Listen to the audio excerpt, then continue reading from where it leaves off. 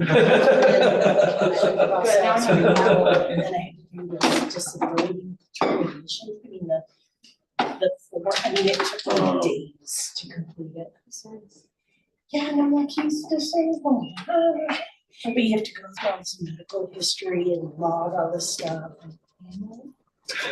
The disability determinations like every couple of years, but I'm like, it's changing. But I dropped that off yesterday and I turned it in and she stamped it and I was like, yes! Did you have a deadline? Yeah. Yeah, you can totally hear him, just fine. For about 3 weeks, and so it's just. Sorry. Hi, Joe. Hi, Joe. Staying for that this evening. Yeah, I heard about you.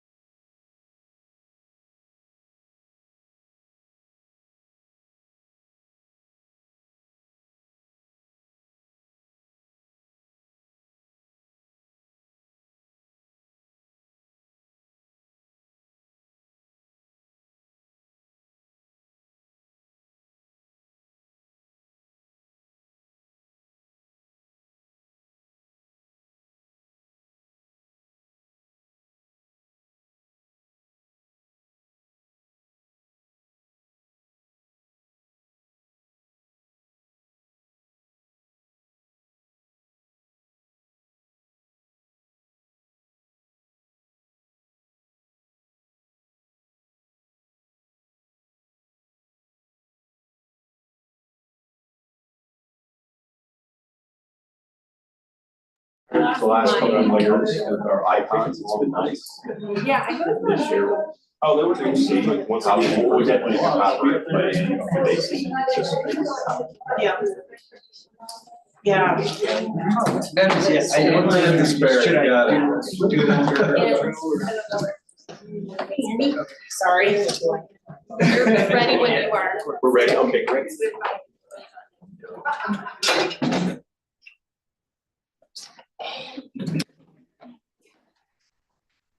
Cool, everyone good?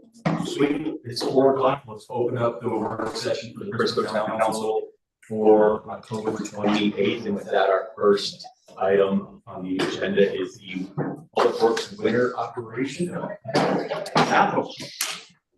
So with that, first I want to introduce Joe Rivera, who is sitting in the back today. He's a member of the firm. Go ahead and say hi, Joe. Hi, Joe. Yeah, Joe Rivera, pleasure to be here, pitching for that, thank you. And so, the capital plan, we, presented, Addison actually presented to you, the initial look at the 2026 capital plan, 2026 to 2030, a few weeks ago, asking for some direction mainly around, the Granite Street reconstruction project. We have taken the feedback that you gave, which I would characterize as the stay within the town's means direction for that, and have made some adjustments to the capital plan. I think I've talked to most of you about it in our individual meetings, but it's good to talk about it publicly. See if there's any other questions that came up. So Josh is going to go through those with us. Sure, great. Hi, everybody, Josh Southworth here. If you forgot, it's been a couple of weeks, but I'm your new Public Works Director, working on my 6th week here, so appreciate the opportunity. And I will try to hopefully do this compared to what Addison would have here. But so our first thing that got adjusted was the Marina Park Playground. If you see in here, so that was adjusted, lowered from $1 million to $500,000 for 2029. But that was due to just looking at different things that we could do down there and different play areas and how that kind of industry is evolving and progressing a little bit. So just looking for some opportunities there in the future. As mentioned, complete streets. In 2029, lowered from the $830,000, which was tied around that interest loan payment that we were going to have, but we lowered that to $650,000 in 2029. That's represented right there as part of the complete streets. For vehicle replacements, we added $70,000, and that was for a recreation van in order to enable some better four-wheel drive operations. For their operation, and working closely with Rec for that. And then some discussions around the lighting at the PRA. So there's maybe some opportunities to do some more solar lighting along Recway, that we could use the existing infrastructure. We're trying to actually fix what was out there, but that's become a little bit too challenging of a process to get that fixed. So looking at retrofitting those for solar lights, as well as providing some additional lighting over at the ball field. And those were the main adjustments that we had. And before you take any questions, Josh, let me just highlight for 2026, which is obviously the most immediate thing that we're working on. We will be working on Pioneer Park and getting under construction. That you're going to see some initial design features around that as we're going through that design process at your first meeting in January. Josh mentioned solar lights. We're going to be working on our light poles on Summit Boulevard, at the PRA, and one of the parking lots at the PRA.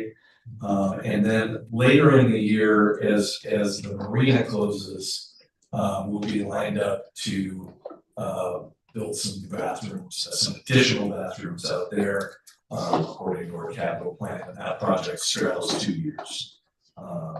And then just the regular stuff that's in our capital plan.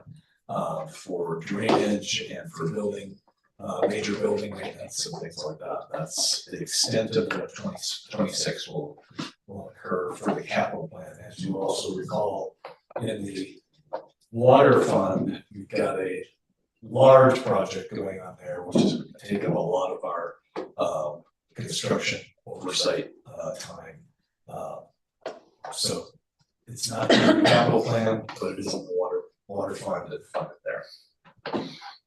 So with that, we'll take any questions. The marina bathrooms, there's a 2-year project. It is a 2-year project. It'll straddle the year because we'll have to wait until the marina is closed to start that. And so it's fun. You'll see funding in 2 different years. It's like a fall spring project. That is correct. Okay. What is bathhouse? Is that when it says new bathrooms, bathhouse, shower? What? I don't know. Oh. Is that what it'll allow? Showers. So there is showers in there now, so that's, yes. Just in it. I'll confirm. Yeah. I'll definitely confirm that though, if that's what he's talking about. Yeah, there is showers in that area right now, so. I guess I get that we need these bathrooms. I'm just gonna throw it out there that, when we did the survey, for funding of tax incentive for capital projects, a lot of the feedback came back about the marina, since it's only open for 4 months a year. The amount of money that we're putting into bathrooms or any projects, I just wanna throw that out there. I know we need them. I just feel like for an entity that's only open for 4 months, I just wanted to highlight that, for this conversation, I suppose. Since we're, looking and trying to cut down this budget, I just felt like it was worth mentioning that while we do need them, yeah. I think you get my point. Or I could say it more. I think you can read my mind. Just like looking at the budget and just, acting like I'm at home doing my own budget. It's like, what do you really need? What don't you need? I know we need them. It's limited down there, but just based on that feedback from that survey and people's comments about capital projects at the marina. So And what we've talked about in the past is that there is some further dollars and further years to take care of some of our marina infrastructure. It's just unfortunately, especially like with the Island Grill and the Lund House, is that they are due for recapitalization, probably past due. And so that's what's bringing some of that forward. It's just kind of taking care of the assets that we have.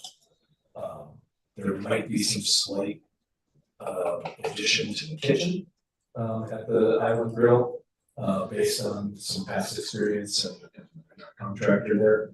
But really not much expansion. It's just taking care of the asset, making sure it can last another 20 to 30 years. No, yeah, the Lund House and the Island Grill isn't even, they're on there till 2030. Yeah. So that makes sense to me. Just the more immediate expense of the bathrooms is just kind of where my head rolled to. I think that does bring up a good point though, with the Island Grill, we contracted out to a local person in town, and are we paying to do that remodel, or are they renting that space from us? They rent that space for us. And then, at any point has that been considered if those remodels, they have some play if they're continuing to get that contract? Could. Why are we doing that for, essentially it's a private business that's had that space for many years? Is that contract up every year so other businesses can bid on it, or? It comes up on a regular basis. It's a 5-year contract. Sales tax. Yeah. That's what we get. And revenue from rental and all. Yeah, but the Island Grill restaurant is not the same revenue as Rentals. So I don't think that should be grouped in the same category, if that's a benefit of the Island Grill. just something to think about if we're, like Elizabeth said, counting where we could potentially cut. So it could be a conversation, obviously, it's not on the budget till 2030 there, but. I think that'd be something just to forecast a future discussion is if we want to look at the backyard, why would we put all the money in the backyard? To create destination mountain biking and trails usage, that folks come into town and buy a cup of coffee, buy a sandwich, stay here for a hotel. It's that sort of investment in our experiences that bring people here to have those dollars make their way to sales tax. I appreciate that discussion for sure, but just as we forecast going forward of the why we do particular things, it's nice to say we're doing it, and it's true that we are doing it for our constituents and the folks of town. But at the end of the day, there's also a component of Destination X that brings people here, that brings money into the town that we can then reinvest into any number of other different projects. Just a thought. Absolutely. And on that, I would also say that I think for what we're renting for 4 months down at the marina is inadequate. And so I think that's why we're not necessarily asking the renter to pay for these improvements. It's just that we are renting them something that is inadequate at this point. They've outgrown it. What's that? They've outgrown it. Mhm. The volume that they are experiencing is significant. Small space. I would not be in favor of trying to change a vendor there every few years. Because it's hard to find good people to do that. We've had issues with third-party vendors before. I'm not gonna bet on that. Right. Great conversation, you guys, thank you. Other comments, questions about the capital? Yes, just going off of what Liz was saying, like, I don't know what that $620,000 is like specifically going to. Are we like upgrading? Are we just maintaining? Is there a way to kind of cut that number a little bit based on the feedback that we've gotten from the community? You want to take it, Tom, or do you want me to take You go ahead. it? So I think the bathrooms down there, you've seen them, they're, Porta potties right now, right? and bathrooms. So there's bathrooms that are right behind the Lund House, and then there's a lot of porta potties, you're exactly right. And over time, they're pretty inadequate, right? And as we've grown, as the marina has significantly grown over the years, we've realized we haven't added a lot of amenities in terms of the bathrooms and what that looks like. So we go through a design process this winter season with the goal then of starting construction in the fall over the course of that fall and spring season. So out of that, we'll really see what is that gonna look like. It won't just be kind of an upgrade to make the features look better. It will be an expansion of them as well. We know we need more. How many more? I guess it depends on who you talk to and when you talk to them, right? But we do know we do need more. And they won't be, I think the other aspect of this is similar to how we upgraded the information center, right? The bathrooms there. A nice upgrade, it looks really good. It's also very durable in terms of the public using it. So I think we get both out of that. And I kind of think what Liz, if I can chime in a little bit what you're saying as well, is please be very cognizant of the budget as well, meaning that if it doesn't cost 700 and 620, let's try to make sure we're really looking at that as we go through this, so that if it does potentially come in less, then that would be, I think, everyone would like that as well. We capture savings on the chemical toilet, contracts, that service, and kind of having them out there as well. Probably not completely getting away from all the chemical toilets, but that would do some work to put it in that we're talking. That's how much, like, I don't know if I should ask that, how much is that for us? Yeah. Logan, do you know how much the portas are? At least 5,000 a month. Jeez.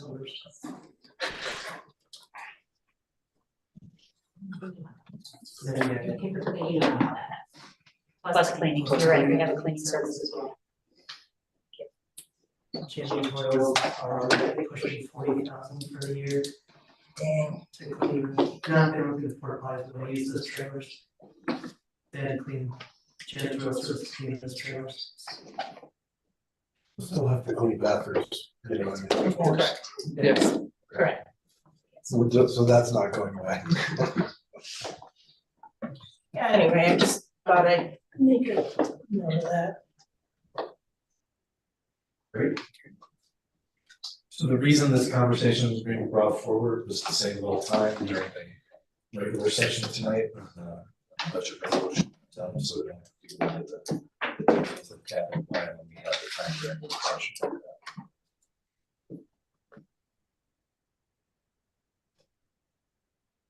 Great. Anyone else? Cool. I appreciate the forward thinking. Thank you guys. With that, thanks guys. And I think Josh, you're hanging around. I am. Get this working? Okay. Do I need to? Yeah. On Zoom here? Awesome practice for us to start items early. Oh. So I don't know, Joe, do you feel strongly about? That feels very strongly usually that we do not start items early and stay ahead of schedule because of our noticing. I think, We're running about 15 minutes ahead right now. How do you feel? Can we proceed or let's keep on, keep on rolling? no, I think we should, Stay on schedule. yeah. Okay, so we have about 13 minutes. We're about 13 minutes ahead. Correct. We'll talk about housing. The reason for that is the noticing to make sure people Right. have an opportunity to speak if they want to. As unlikely as it may be.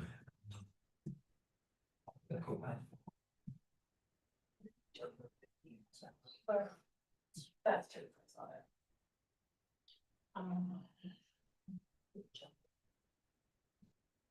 He said so good. So I've muted and paused it. So sad. That would be great for those who. In front of us. 10 years ago. So I'm doing that for 8 weeks and tomorrow's that show. Tomorrow, what time? I think it's 7. Where's it at? It's free. I suck at it. I'm literal, I'm serious, I'm not funny. So, and it's the.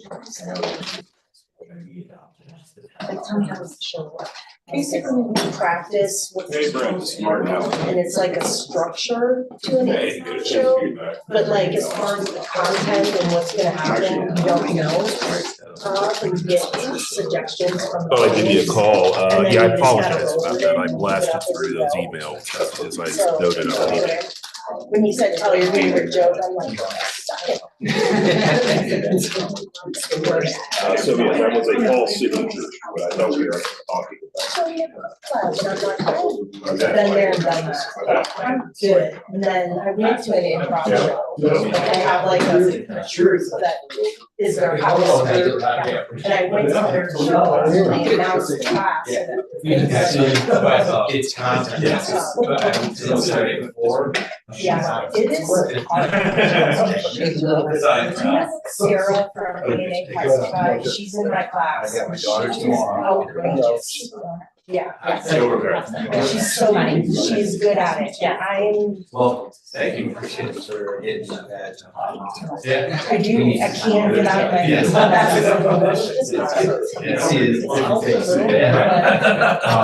anyway. Yeah. My daughter and I. Well, I'll let it dry. You know, roads are dry, and roads dry, you know, so that's the day. I lost 45 minutes because last time I did that. Oh, yes, and you're really. Right.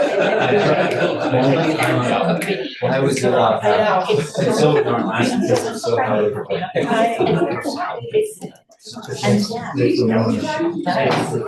yeah. Yeah, I mean, whatever else. I don't know my stoves on my car. That's like. Oh, no way. I need to get on. I mean, there's a suggestion from the audience, and then we have to take turns and come up with. Like last week. My wife wants me to get rid of it, like, Like that was one of the anyways. It's paid off, bank over. There was one that I couldn't even, I laugh.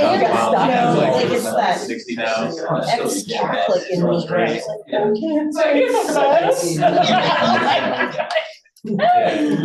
so I'm really hoping we get some words that I can manage. Yeah. I'm not gonna take my kids. That's so fun. Yeah, they're pretty nervous, but. Yeah.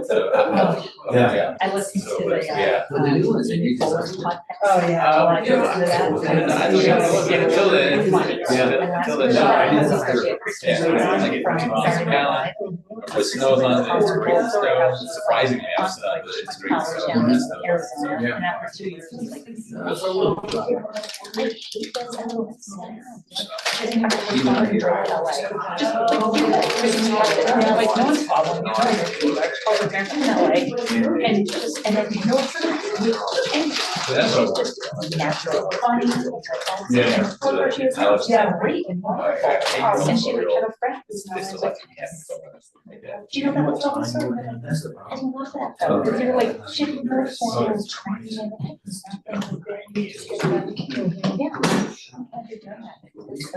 oh, does it go after the, like after tomorrow, does it continue? No, there's a level 2 class, which I don't know. Because every other week when I go, I'm like, I hate this. And then the next week I go and I'm like, oh, it's okay. Yeah. Is it once a week? Yeah. I just got mine. And most of the people in the class are much younger than me, so like they'll make references to things where I'm like, who's that, or what? Yeah, but you can make references that they won't know. The thing is, you gotta carry the team, because you gotta like say things that other people do. Yeah, they call it. It's all falling. Yeah. Throwing up and I'm like, oh, I got it, okay. Me and my like scholarly research project, you know, Or at least we talk about my kids. yeah. Exactly, right? Yeah, last week Yeah, so I don't know, maybe I'll take both too. We'll see. Is it like the Duke show? Yes, whose line is it anyway? We play a variety of different games. I forget the, I'm so stressed, like, I forget the game that we're gonna play. There's gonna be 3 different games, but yes, it's just like, oh. Have you talked to Joe? No, I was looking for him today. I didn't Trip. find him. Yeah, I went to one of the shows that I really liked. Oh, big joke. It's hard. Yeah. Yeah, exactly, you're just like. I went like you have to recover, right?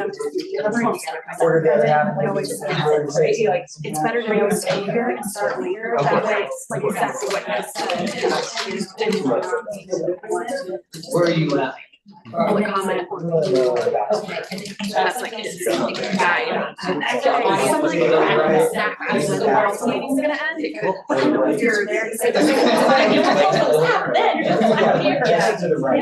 Minority, But his is of course more pro.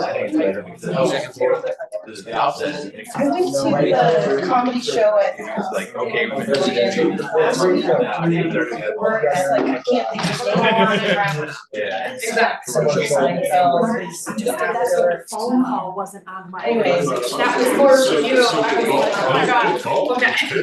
And these ones are on. Yeah, so I was like, I'm just gonna. Funnier, and then he would say things that.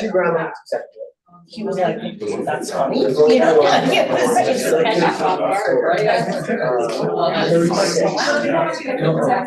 Commercial. So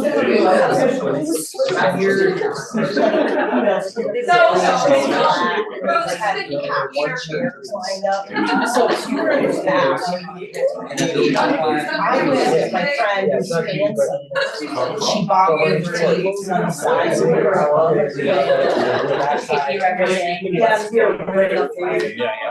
Then there were some people that were on tables up. Yes, They got Carla Whalen, Tom and I like her Yeah.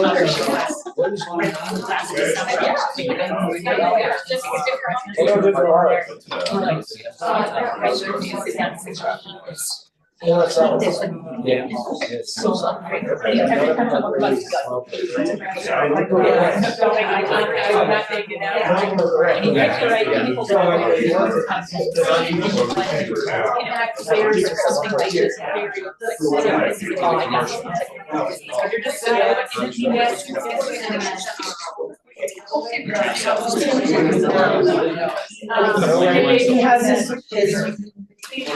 ridiculous routes and his very similar guy. And I made him without date and everything. He did not want to go. He was like, "Oh, there's 2 more to go." He thought it was gonna be bad. Yeah. But we were on the side.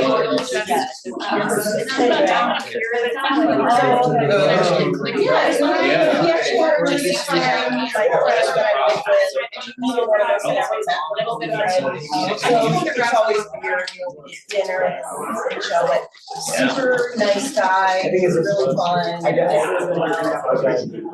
You did both. Like, some people dinner, you're like, okay, we're good. I know. Like, you did after that, so you didn't like it for like. Bars.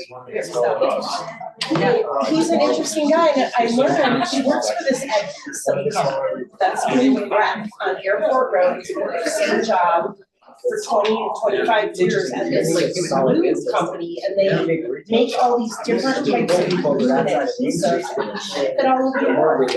Yeah, I had no idea, because I was like, you know, when you talk to people, what do you do in the county? I've lived here a long time.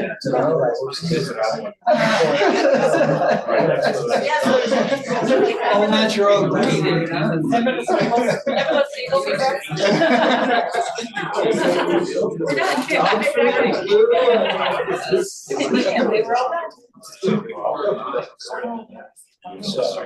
We're living in Germany, 55 bags.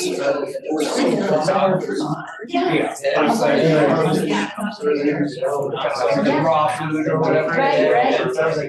We were over there, my aunt was from there. So we were visiting one time, kind of. And they were like, yeah, it's like.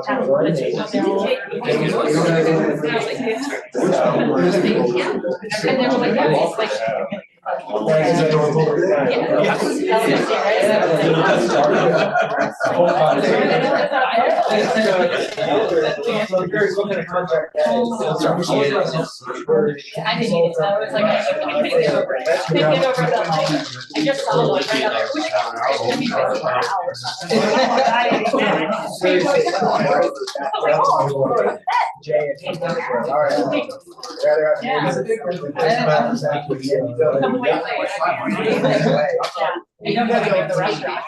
All right, everybody, let's go ahead and get on track.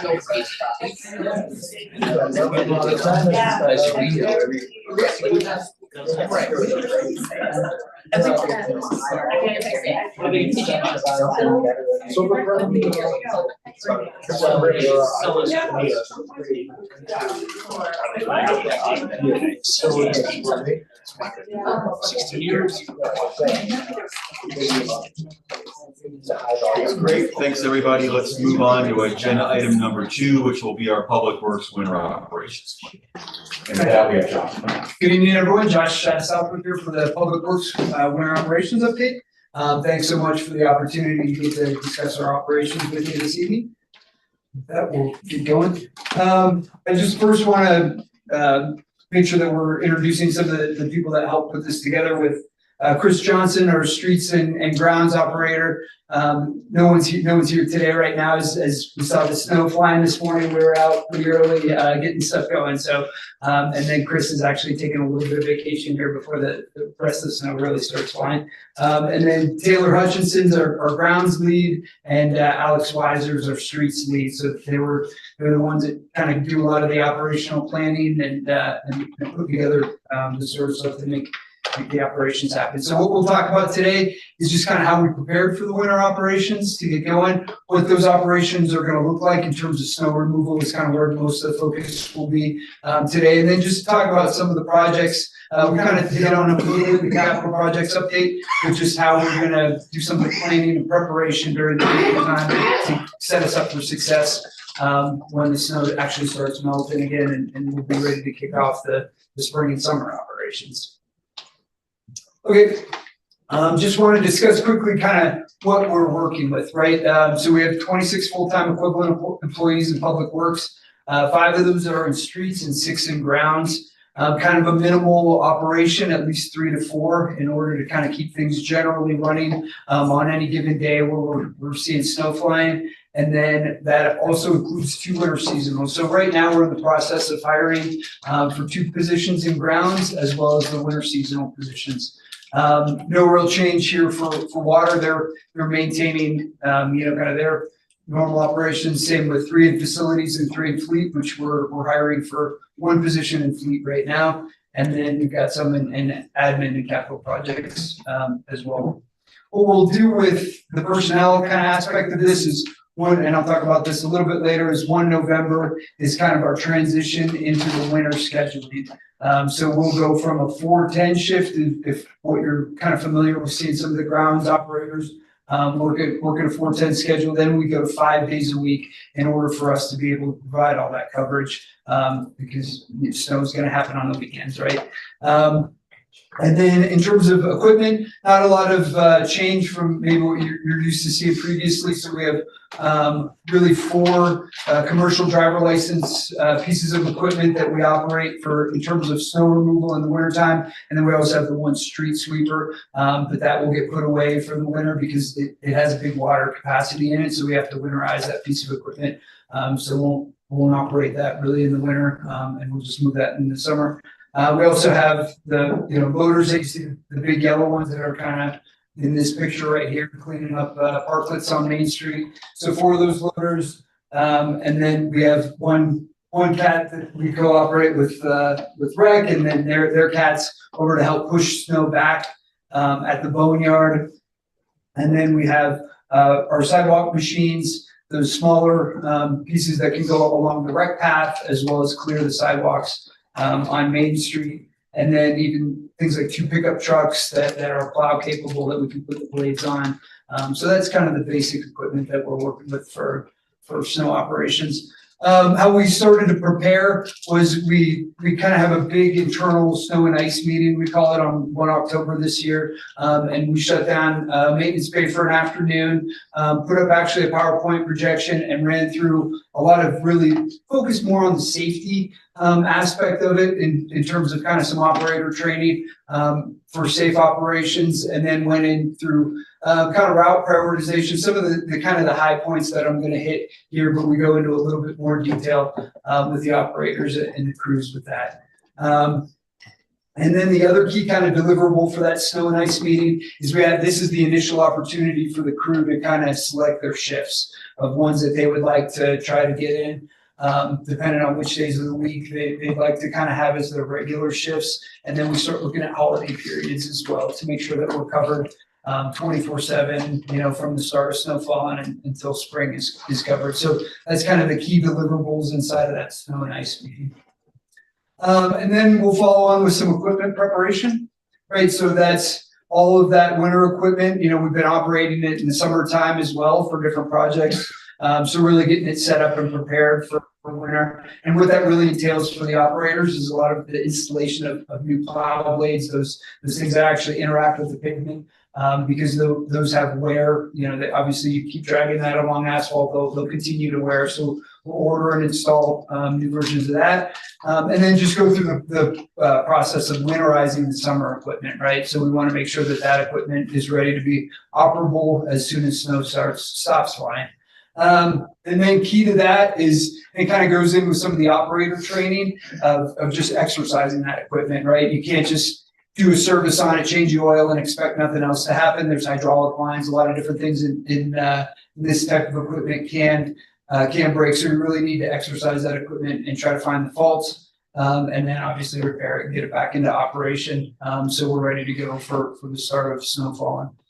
And then really focus on the preparation of town. So that includes, you know, all the stuff that you guys have been seeing out and about with town. I'll just talk through some of it because it's a long list, but as the picture indicated there, collecting up some of the parklets, restriping and working on the roads, patching some of the asphalt, and then just getting some other safety measures done within the streets. Remove the benches and bike racks along Main Street. I think you probably saw it. If you were in early today, you saw a loader running up and down Main Street that was collecting up park benches, and that will enable the sidewalk clearing operations as we go forward. A lot of preparing of the parks and grounds. So we have a lot of irrigation systems all across town. And so there's a lot of effort in making sure that those are winterized. So you have to blow out the irrigation systems, collect up some of those valves, because larger 2-inch valves, those are big back pressure, backwater valve things that we have to collect and make sure that those are serviced. Fertilize the parks, collect leaves, prepare the tennis courts and ball fields, remove some of those fences when a lot of the snow comes in. We don't want to break any of the other equipment that'll enable park operations in the future. And then hanging the lights, you saw the genie kind of moving up and down Main Street, along with there was the parks team or the grounds team that was actually hanging the lights.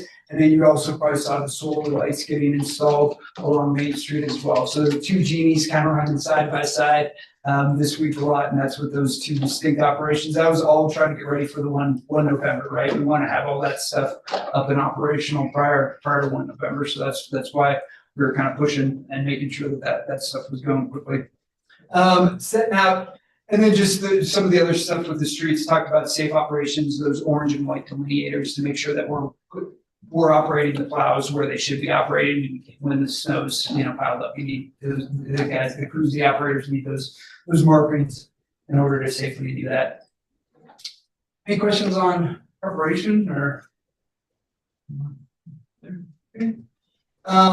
So then just internally for some of the parks or for some of the things that we're doing at the public works area, we just kind of have to set our grounds up too, right? For making sure that we're ready to conduct winter operations. So things in the greenhouse, cleaning out the salt shed, getting ready to receive all that stuff. There was just a good maintenance bay clean out, making sure that because when we're bringing in that equipment, snow melt, make sure the drains are clear so that the melted snow has a place to go and not getting clogged up there. So just kind of focusing on the places that we're working to make sure that we're able to safely operate in winter. And I hope you kind of keep hearing that theme of safe operations is what I'm going to keep hitting on.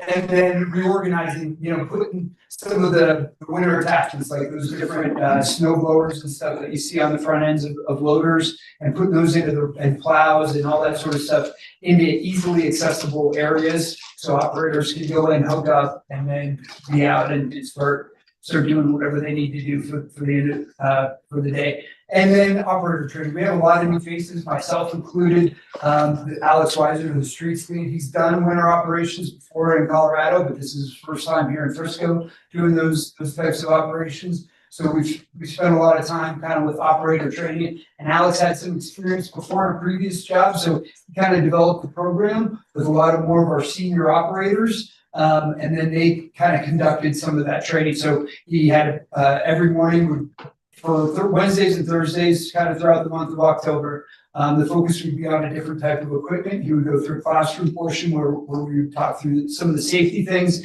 And then the picture up in the top left there, what that indicates is we would go up to the boneyard, and what those cones were was we set up kind of complicated areas around Main Street, signified with the cones. So like pull-in areas for the buses, just different spots where that loader has to turn real tight and get the blade close to the curb. And what we did was we put tires down, and that simulated the snow. So you could, kind of train working that blade to pick the snow up properly and catch it as it went forward. So a lot of operators doing that for the first time, myself included. Got a chance to work with Dave Bono. If any of you guys know him, he's probably the most experienced operator, great teacher. But I'm not really too comfortable with myself running up and down Main Street yet, but he gives us some. He hasn't let me on the street yet.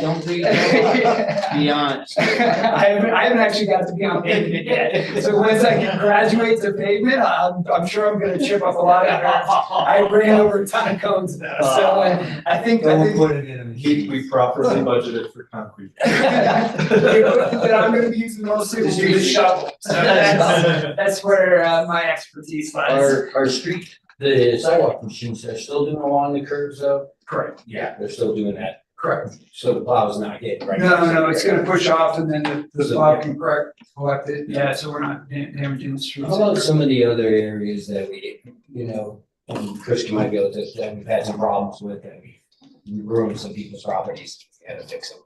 Are we putting more stakes in those, you know, I mean, you know, I'll certain talk- areas, with Chris, the one we just did, I think it's Sure. on Fourth and We definitely have, Galena. we definitely have areas where either people have landscaped into our right of It's way. right away, that's. Or, you know, those kind of places, and yes, that stuff does happen. Yeah. We also budget for fixing some of that Oh, this yeah. spring, so. Well, with all a lot of newer drivers, and stuff, it's hard, you know, it's But that was. every corner, like you said, everybody's encroaching on the right of way and all that. Absolutely, where the snow storage is, but that was kind of Alex's focus with that of getting the delineators out in the right spot, so. We're still operating within the right of way, but yes, to your Yeah. point, there are still people planning in the right of way, as well. And that kind of goes with the route familiarization, right? So we have had the opportunity to, as we were exercising some of that equipment, of actually getting it on the road and make sure the operators know kind of where some of those trouble spots are in different areas. And then it's not just in that, the plow equipment as well, just as part of their day-to-day operations, you know, hey, all right, you're gonna go empty the trash at the parks at Walter Byron, let's do a lap, you know, around to see where our plow areas are gonna be for this. So we try to take the team's focus for that, especially for the month of October, of making sure that we're kind of refamiliarizing everybody with those operations, because even a guy like Dave that's been doing it for a long time still needs a refresher. And then things change, right? So new developments coming in and kind of back to the town preparation too. So I'll talk about that a little bit later. Just closing out the excavation permits. We're going out and inspecting anyone that's kind of not done with patchbacks that we need in order to make sure the operations are enabled. You know, we're working with those developers or homeowners or whatever the case is right now to get those repaired. We have 3 or 4 areas right now but of the 80 that we've done over the summer, 76 of them are done complete to standard at this point. So we're just working on a couple few hangers on. When do they have to have that done? 1 November was the, First? yeah, Okay. exactly. So, you know, we're kind of close in and there may be some additional time that, you know, is needed to close out some of those things. Great. Any other questions?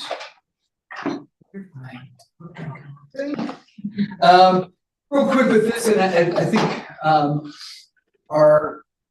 think you guys are probably kind of familiar with how this works, but our focus is really around I think town priorities, right? Is how we're prioritizing our winter operations. Core area first, and then we can move on to the residential area. And then at the end, we're kind of focusing on alleys and dead ends after that, is kind of our 3-tiered approach. And basically what, you know, it's all based around the weather, obviously when the snow starts falling. So, of when we're trying to hit all of that, but, primarily streets has the streets responsibility. Clearing and grounds is more focused on the right path sidewalks, and some of the dead end areas as well with that they can grab with loaders.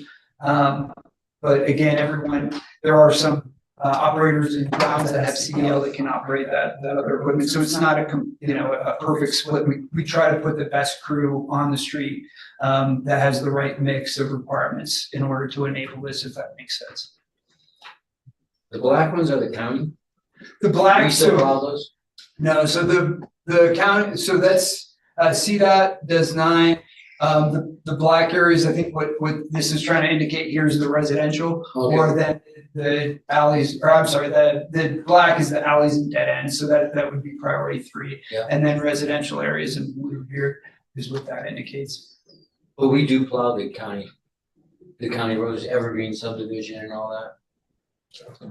No, they come in and do it. Oh, they They'll do, come yeah, down that's Pine okay. over there. Pine there. And then they pick up Yeah, yeah, and then they drive and then they drop and go again. and they go, yeah. Yeah, and Park and everywhere else. yeah. Just to get ahead of it as far as a priority, while we're on the priority slide is the Belford Street rec path. It's highly, it's great. It's, other than Main Street, I'd say it's the most highly used thoroughfare to get folks to school. We definitely heard some feedback on that last summer, the parking there. Would be something to at least discuss with colleagues around Public Works and what that looks like. Okay. I don't know, I mean, there's a good, it fluctuates year by year, but there's 30 people walking down that rec path every morning going to school. And little kids and all. Of course. The old guys. And old guys. Old guys and little kids. Yeah. But that's just really cognizant of the timing that they have, that they're all going to school and, because sometimes there has been a little interaction where you got a loader and a bunch of toddlers. We're trying to clear at the same time that people are. And that happens, but I'd say I've heard about that. Okay, no, absolutely, take that note down. And on a busy morning or a heavy snow morning, how many operators do you have on? How big is this team on any given day? So 4 is kind of the general base minimum, and then again, depending on whether or not we need to call in a swing shift, in order to do the 2 to 10 PM, or then have a 0-2 call out if we're continuing to see large snowfalls, then that's kind of how we're breaking down the shifts generally. But again, we don't, we want to maximize everyone's time as well, because if we don't have to call those shifts, then that's additional. Once we've kind of got those into short or medium term storage areas with the snow, then we'll start the hauling procedure. So we're clearing it out of the core areas or the residential areas and back up into the boneyard. And so it'll enable more snow to fall as we go forward. I'm gonna throw a wrench in the works. Great. The rec path.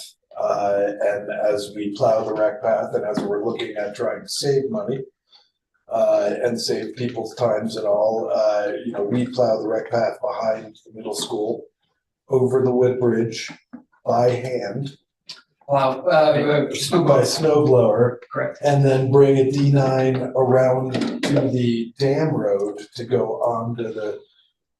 I know there are some people who are in favor of that. I've actually heard a lot of opposition for that area. It's like, it's winter conditions, ski back there, snowshoe back there, whatever. I know some people like the plowing of that area. But I gotta bring that up in that we should discuss. So you're right, Councilman, I didn't get to talk to it. I'm gonna bring it up at the end of his presentation. Okay, that's good. That's good. He didn't get the memo. I didn't get the memo.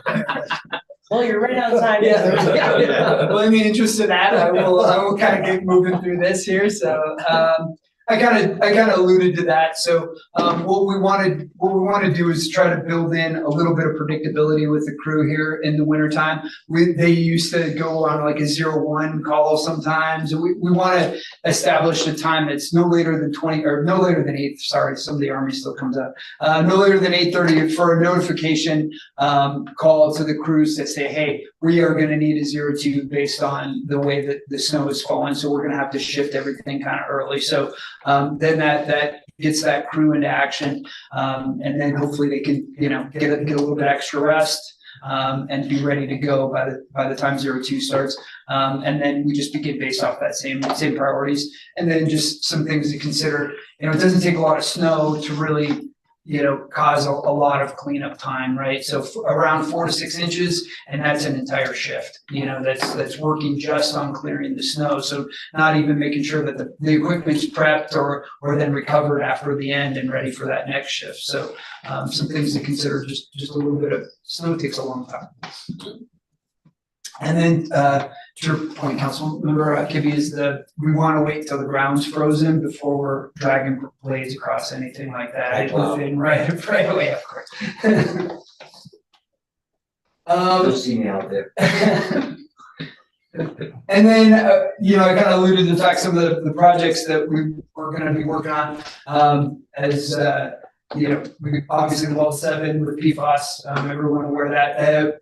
Big kind of thing that we were excited about is the water storage tank. So disinfection, I haven't actually talked with Ryan today, we were in some hiring panels, but disinfection should have went on. I heard it went all okay yesterday, and then we'll look at starting to put that tank back into operation, the one that's up at 10 Mile. The planning for Pioneer Park, that was mentioned earlier, we're gonna look for council chamber. Some of these are now starting in 26, as you guys are aware of with the capital plan. But these are some of the things that we're gonna be working towards this winter. AV upgrades, the Main Street solar lights, those should be done probably early next week now. Had some equipment challenges, but working through that, and was supposed to be done by 1 November, but I think it'll be early next week. There's a couple of things that we're working through with the Verkada system. The break room upstairs actually keeps clogging up, so Joe and the facilities team, this is an internal project. We can handle this all ourselves. So good to repair the drains and maybe replace he found some cabinets that aren't in great condition up there as well. As mentioned earlier, the stormwater study, and then the marina restroom design is kind of what we'll see actioning this winter. And then just some internal public works efforts, really more around efficient operations, and it's trying to get after maximizing the most amount that we can with the resources that we have. Just looking at doing some either information systems that we already have and just kind of maximizing some of the capabilities that are residing within those systems that we're not necessarily using. And then doing some work on our maintenance pay, and making sure that we're able to more efficiently maintain the vehicles that we have. And that Public Works Association accreditation up there is really just about getting better standard operating procedures for us and the crew, and making sure we've got a good base that we're working off of. We've got a lot of stuff out there, but just kind of collecting all that and making it easy for new operators is kind of some of the stuff we'll be focused on this winter. Is that the inside of the tank? That is the inside of the tank. You went up 10 Mile? Mhm. And it was. How many gallons is that? Okay. Sorry. Yeah, no, you don't have water. No, you don't, you don't need that. How's that project coming though? They just did the disinfection, so they had They to go inside and make sure that they kind of run through and clean it. They had it was supposed to be last week, but needed an additional time that all that paint on the inside there to cure. So they had, and the temperatures dropped a little bit, so I had to get some additional heating out there to make sure that it was all cured properly before we can actually put it into operation.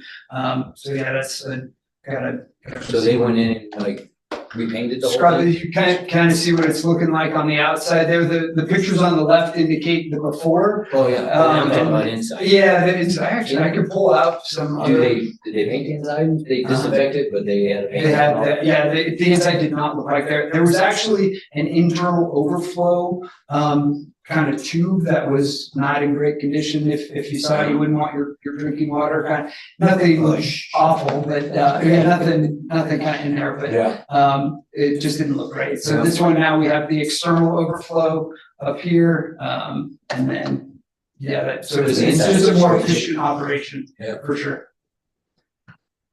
When the elementary school takes a tour up there, you should go. I've been up there. I've taken a tour.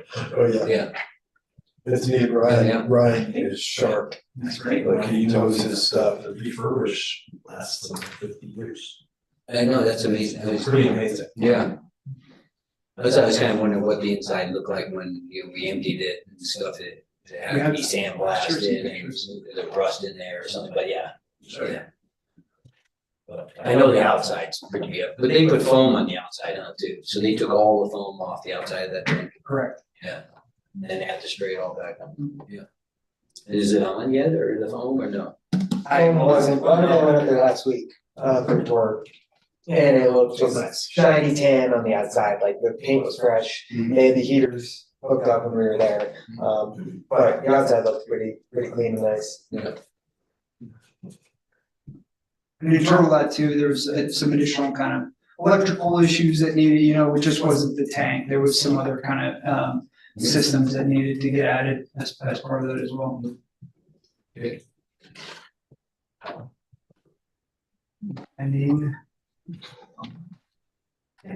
Any questions? It's kind of just overview of my operations. All right, I'll bring up the, so, based, you know, and I've been talking to the council members individually about this for about the last half a year to decide what we do, but, based on the public input that we've gotten, over the past couple of years, and based on the need, for parking out at the adventure park, the manager is directing that we not plow the rec path this winter. And we'll see what kind of feedback we get on that. And that we do plow the parking lot, the upper parking lot at the PRA. So basically, and if the council wants to discuss that and tell me not to do those things or not to do one of those things, that's fine. But that's how we're gonna proceed for this year. And does that include all rec paths? No, just the rec path between essentially the middle school and the dam road. And middle school to PRA or not that, or, you know, that's just got that other bridge that we can't drive anything over. But we clear that, we've cleared that for longer than we have the other rec path, piece of the rec path. Right. Yeah, I think we originally brought in clearing the back part of the rec path for Lake Hill was kind of the idea. It was sort of, for what I remember was Hunter's idea to make better connectivity for Lake Hill at that point. It was also, I mean, it had other benefits. It provides, you know, it's accessible, because it's paved, and it just provided more connection to those residential areas to other parts of town. I guess I'm just, this is news to me, I don't know, I didn't hear that news at all. I know we talked about this in the spring a little bit because some community members had brought up that they want it plowed, they don't want it plowed. And I thought we had decided that we were going to keep it plowed because that was what a previous survey had indicated. So I'm just curious, where this change came from. Well, as I talked to the council members during the year, the predominating direction was not to plow it, based on the feedback that we were getting from some residents. That's why we wanted to bring it up today. And yeah, if the council wants to do a different thing with their staff, that's fine. Tom, was the idea to help with the, you know, the accessibility, is that part of the plowing, the upper lot? For The upper lot, middle lot.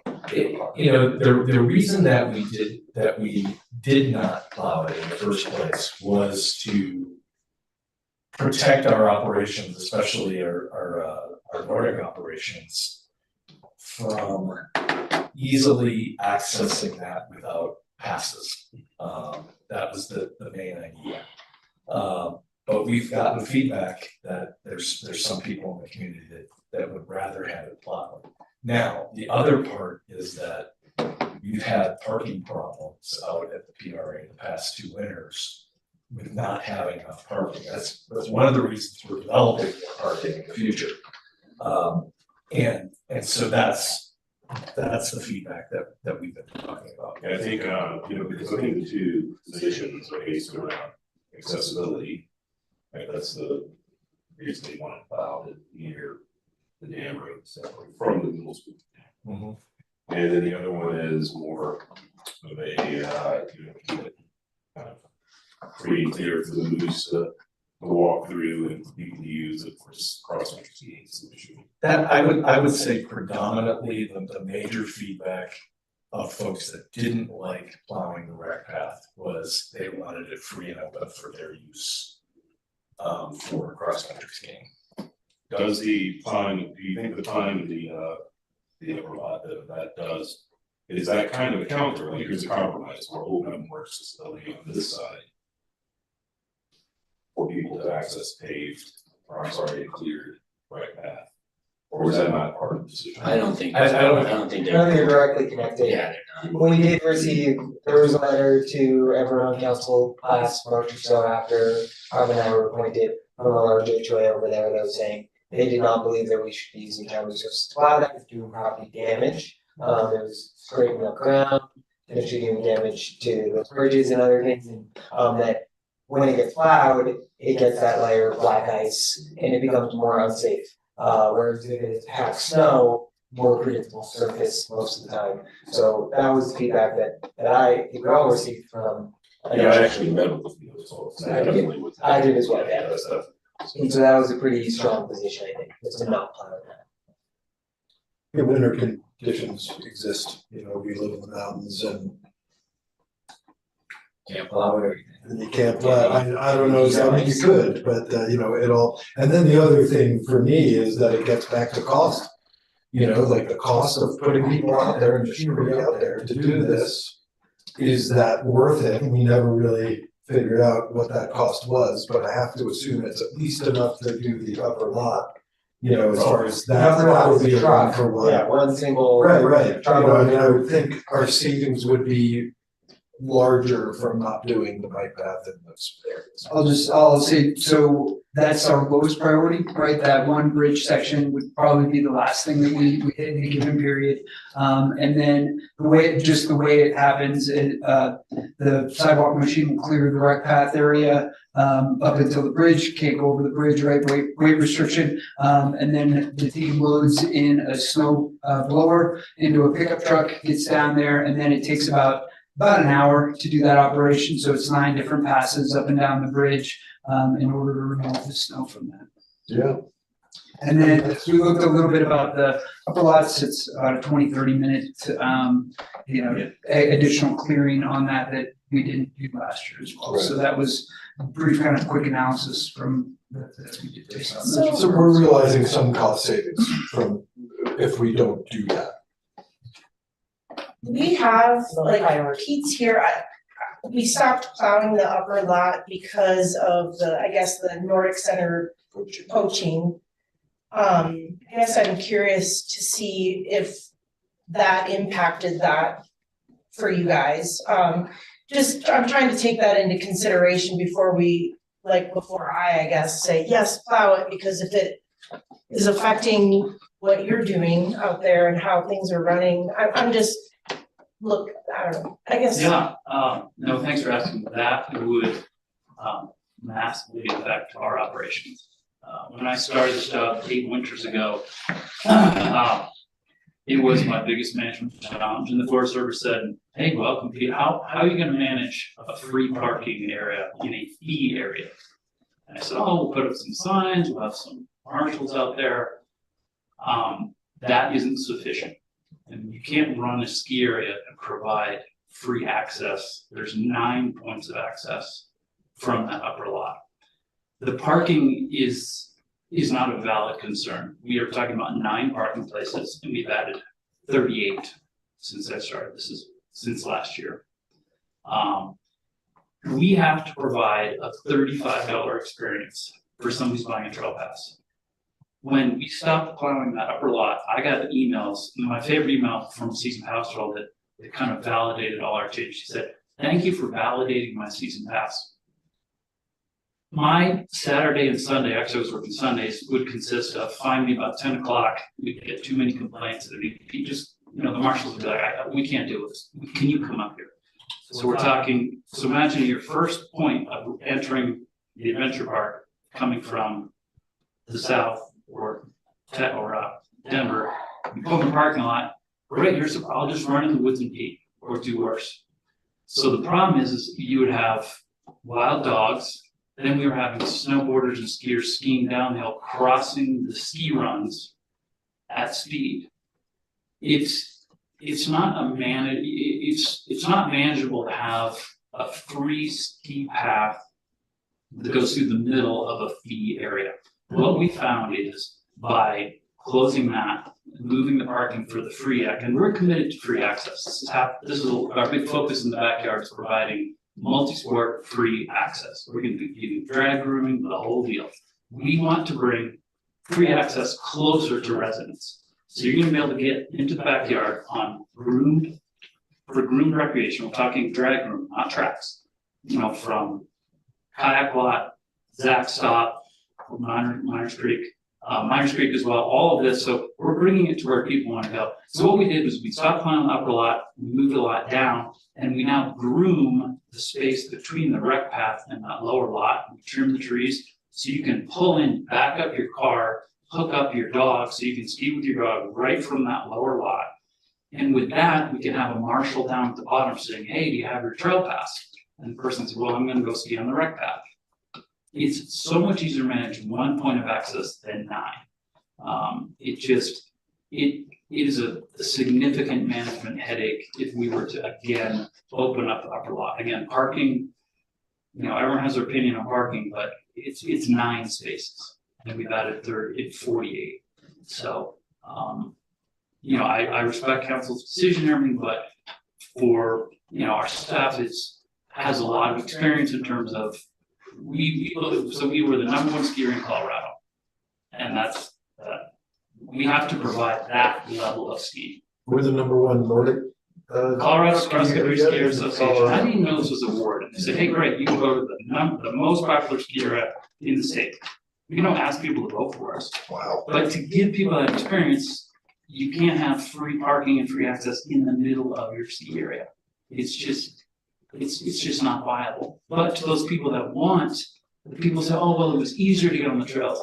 That's not true. That's in the middle of the hill. If you want flat skiing, go down to the bottom and it's flat. So if people are saying, well, it's the only way to get on, no.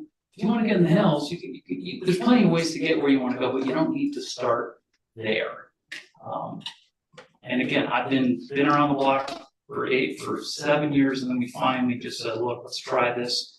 And I get 5 or 6 emails to start the year, people saying, I love it if you open up the parking, but it was 2 or 3 calls a day to come up and play cop. It's just not, as much as we like to think we can manage it with signs don't apply to you. They just don't. So that is my take. And then with that lot closed, do you think people were parking in the hospital and accessing or no? Which they're welcome to. That's free. Right. So and this year, you know, once we get our NEPA for the backyard, we're going to start drag grooming Miners Creek behind the hospital onto the rec path. Yeah. And then But we're not doing that this year. we need the Forest Service we need to get, because that's part of the backyard. Yeah. To allow that. Yeah. If we get that in February, then I would love to bring drag grooming to, if people could park at Miners Creek and get on the rec path, then they might be able to get there. Think all you people that live close to Miners Creek, it's a win. We want to bring free winter access for recreation closer to town, so you don't have to get in your car. You know, parking is not the only solution to getting people on the trails. The other thing to think about is so this summer we have plans to construct a multi-use winter trail and a Nordic only trail in the Iron Springs, which is between the rec path and Highway 9. So that comes online next winter. So now you're gonna have a 5K loop free. So we're expanding free recreation to people that want it. This isn't about making people pay. You can still go park anywhere you want at PRA. Get on the rec path with your dog, your fat bike, your snowshoes, you're welcome to do it. But I just want people to have that, but also we need to have a $35 Nordic ski experience. It needs to be best in the state. How many daily users do you have on average at the Nordic Center? Oh boy, 50 to 150. Maybe we have days where those bottom parking spots are full, there's no parking accessible? We allow parking on the road. So, and then now we've added a lot of parking in what we call I-Middle over by the skate park.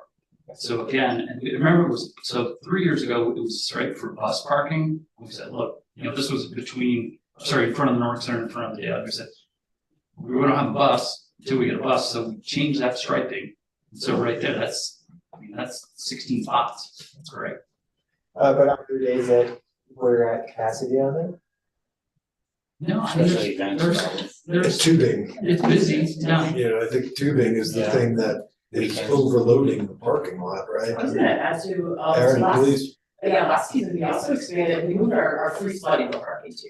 So that was a large issue we're having before is free users were also parking in, we kind of call it the Baylor lot, the Nordic lot, and then the Nordic Castle or Tupelo, if you will, lot, all the lot.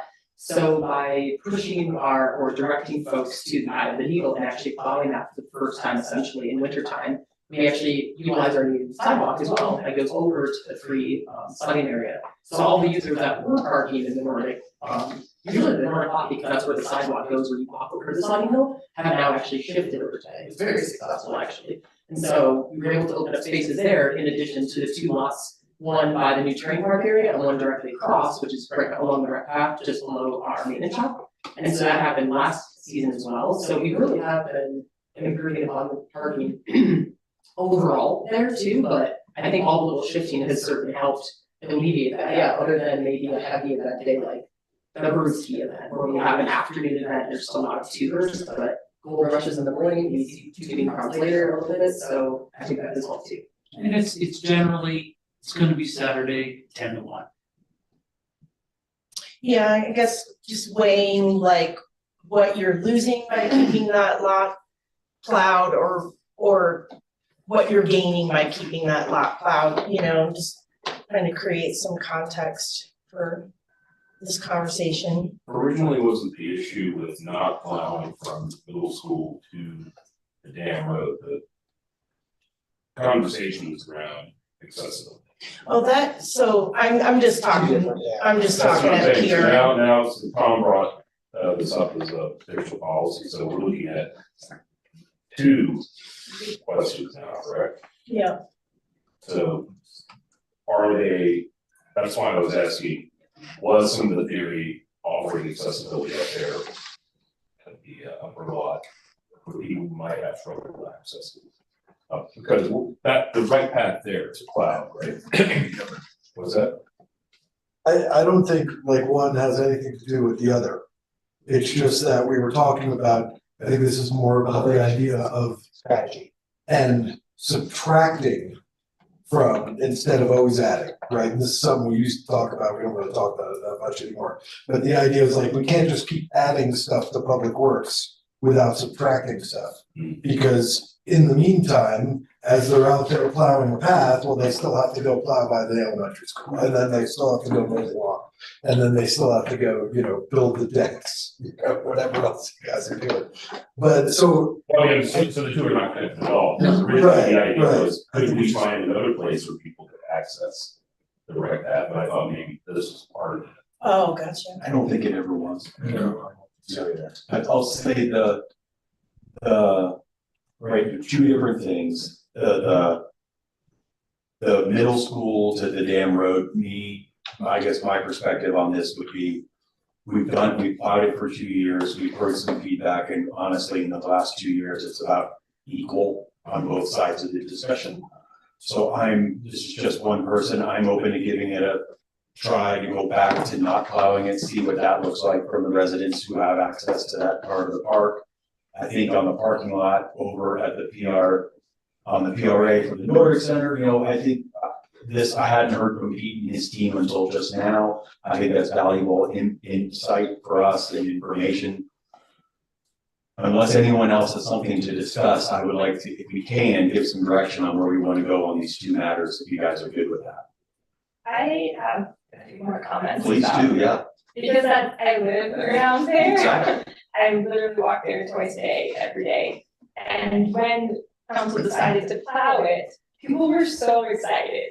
Because what happens on those bike paths, if they're not plowed, it gets battered by the wind. People have one walkway that they walk on, and that walkway gets lifted because it turns into a bunch of uneven ice that is very unpleasant to walk on and quite dangerous for a lot of the elderly people that are walking out there with their dogs every day.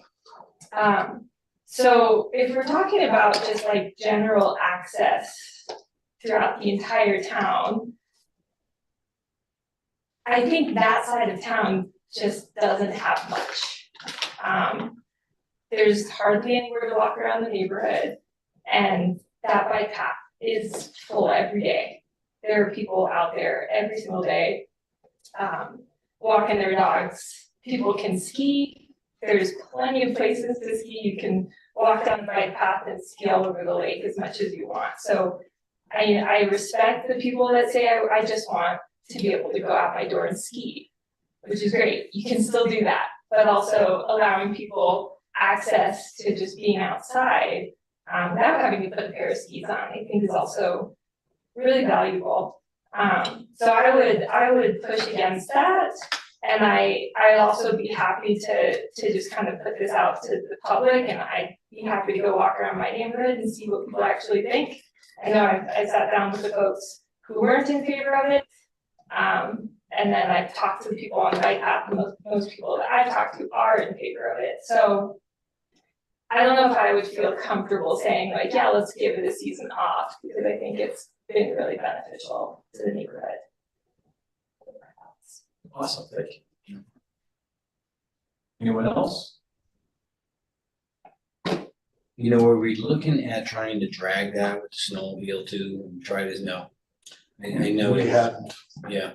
Partially because you can't go over the bridge with the snowmobile and the dragger.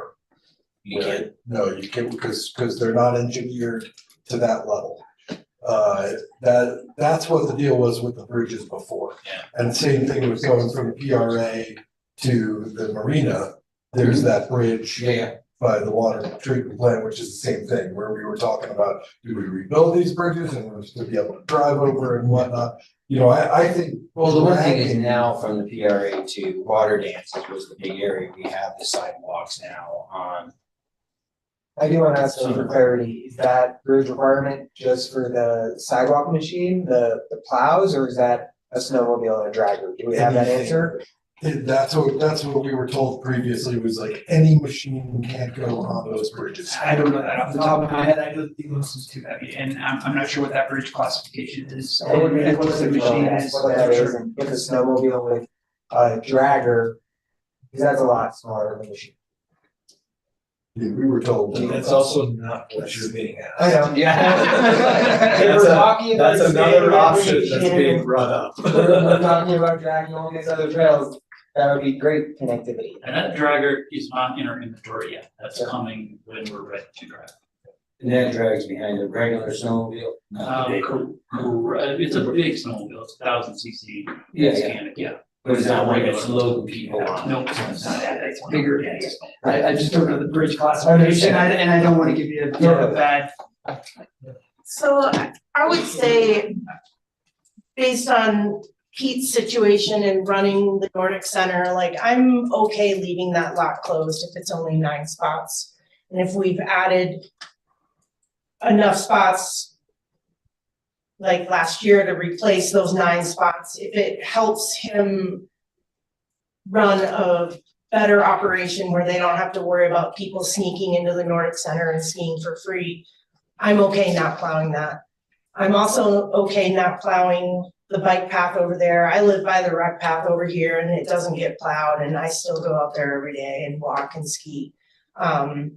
Because it could save Public Works a lot of time and money, and take care of the rest of our town better. That's just kind of where I'm at. I'll second where Here's Elizabeth what is is at. you said about an hour to clear the snow blower, and then what's the time in the machine for clearing that? Well, it goes in, You said it's just- Summit Boulevard all the way there.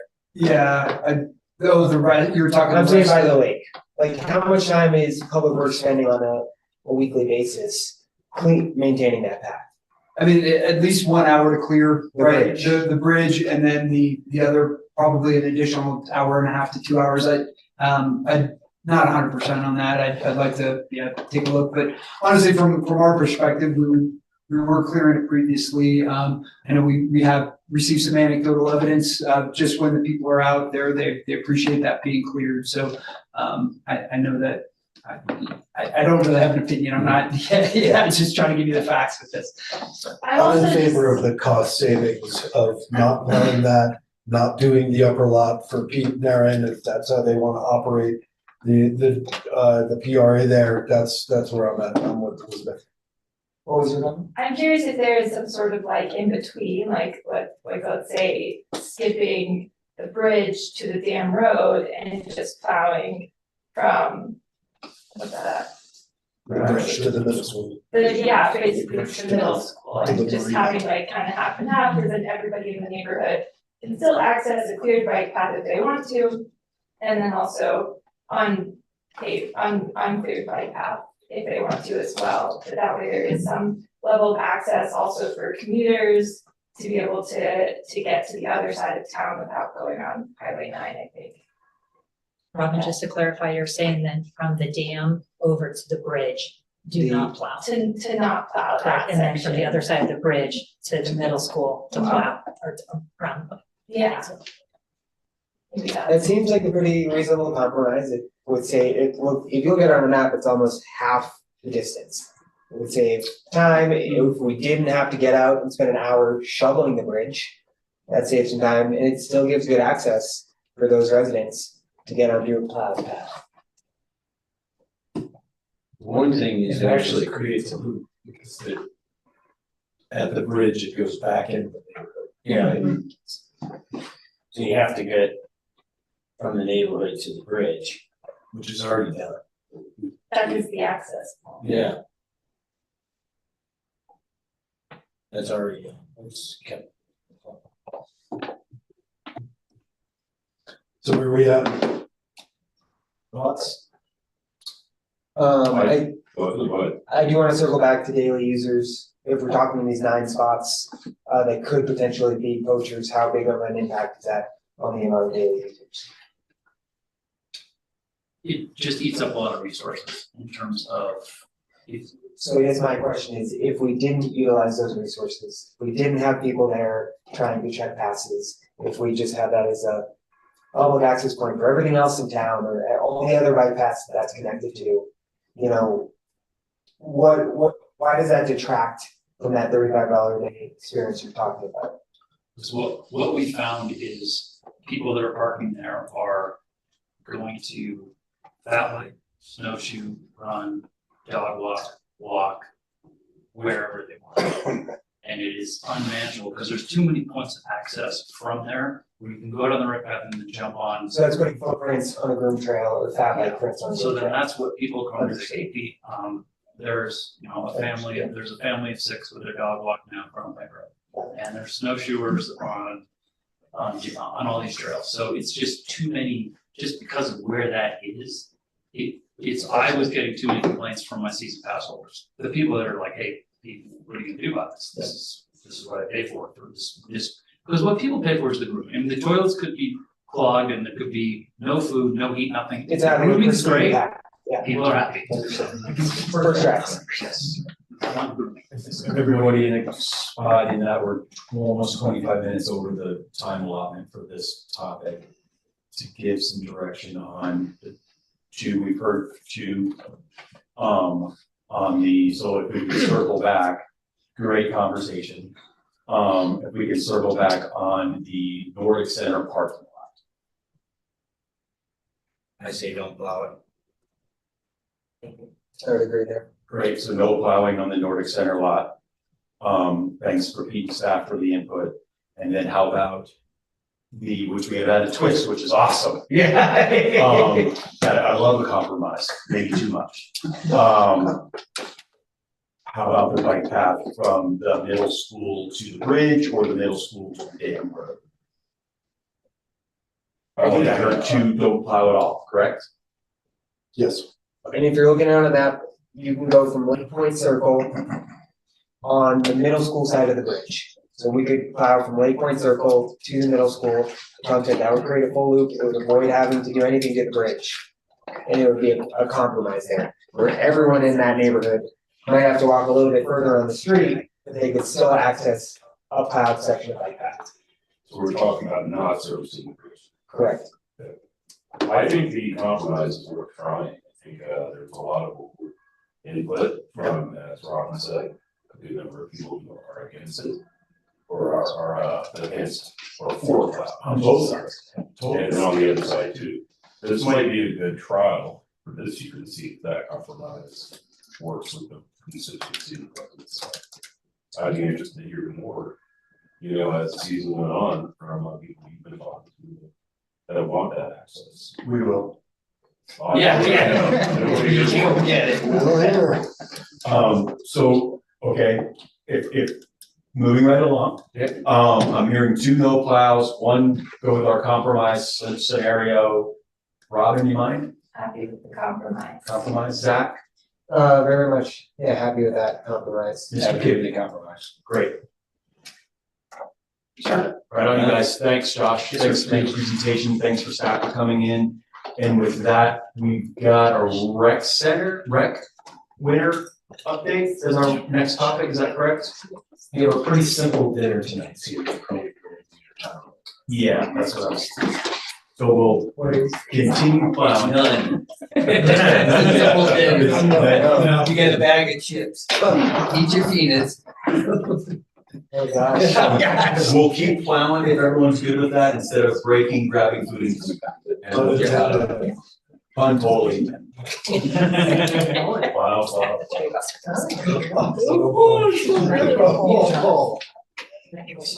Yeah, jokes, come on.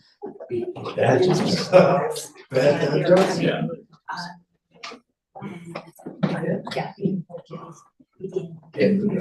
Oh, yeah, sorry. Sorry.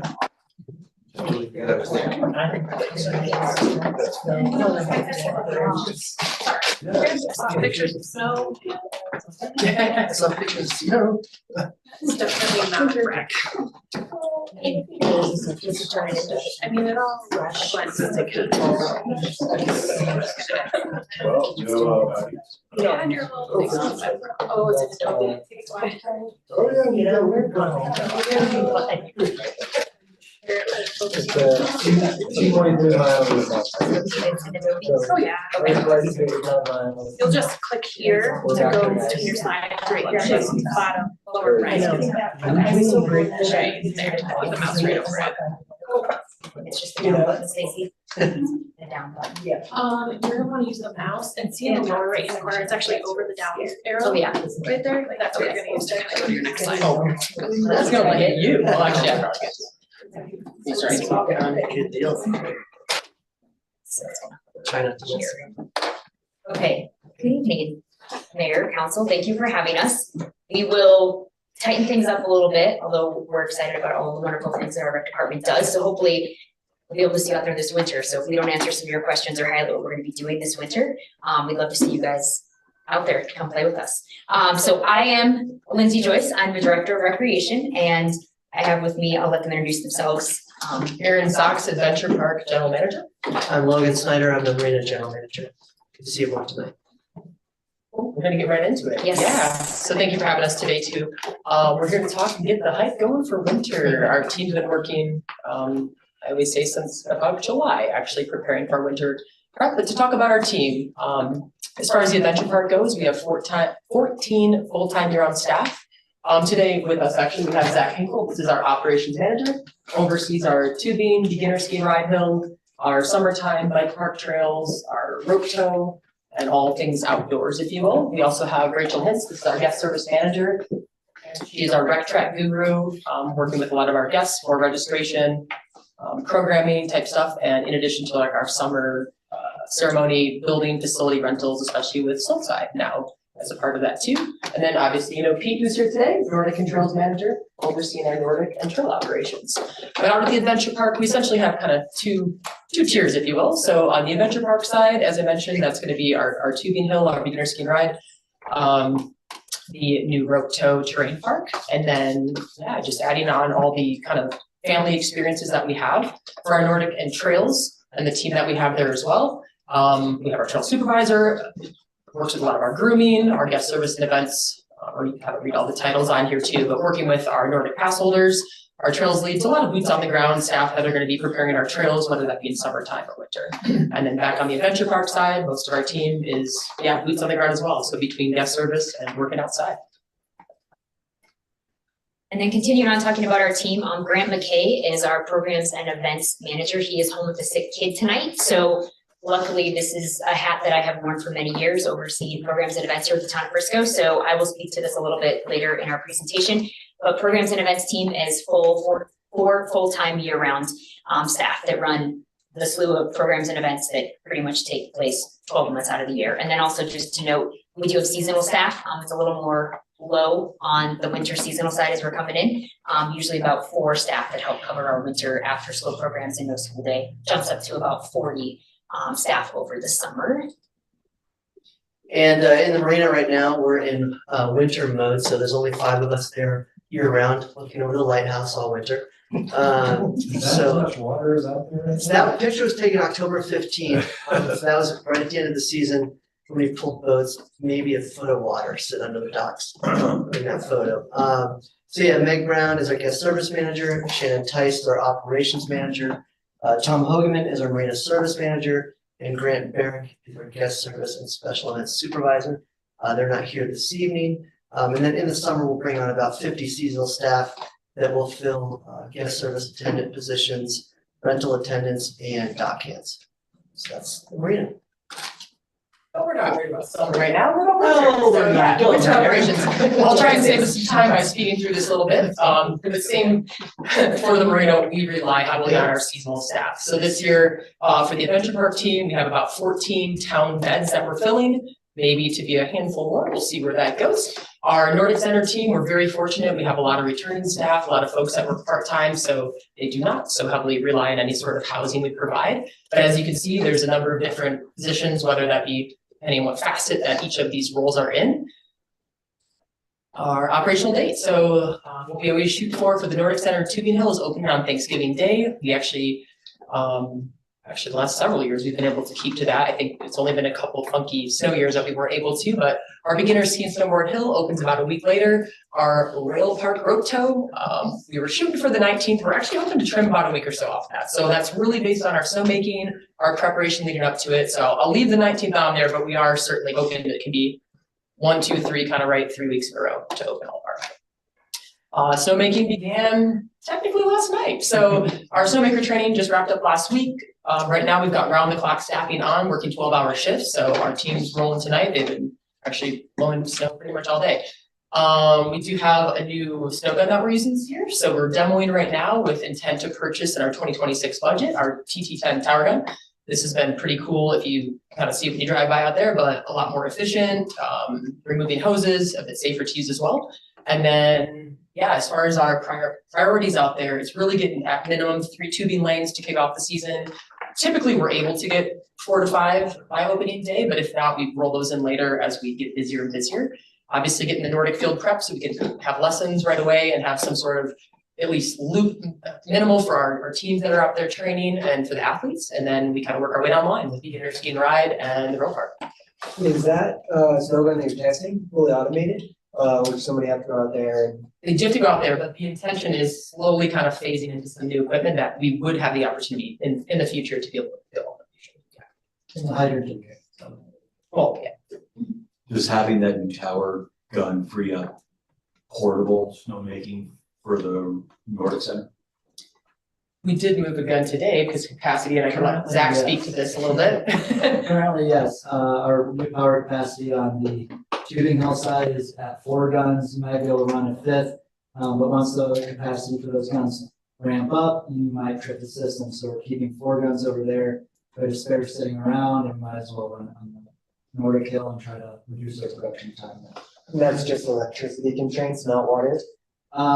We will run into water at a certain point, but around 6 guns at full capacity, which is our entire fleet, will max out our pump.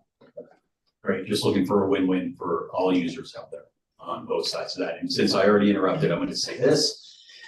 If you guys see an opportunity for staff looking for housing opportunities, and I know it's not plan A, I did speak to some very insightful staff late this fall who promoted that we don't necessarily want to promote living in your car as plan A to folks in our community. But if you show up with whatever resources you have and you're readily set up to go, and we're not going to screen these people. My point is, if people want to use an unhoused and Summit space, we should be looking at our employees using those spaces because we are donating that space.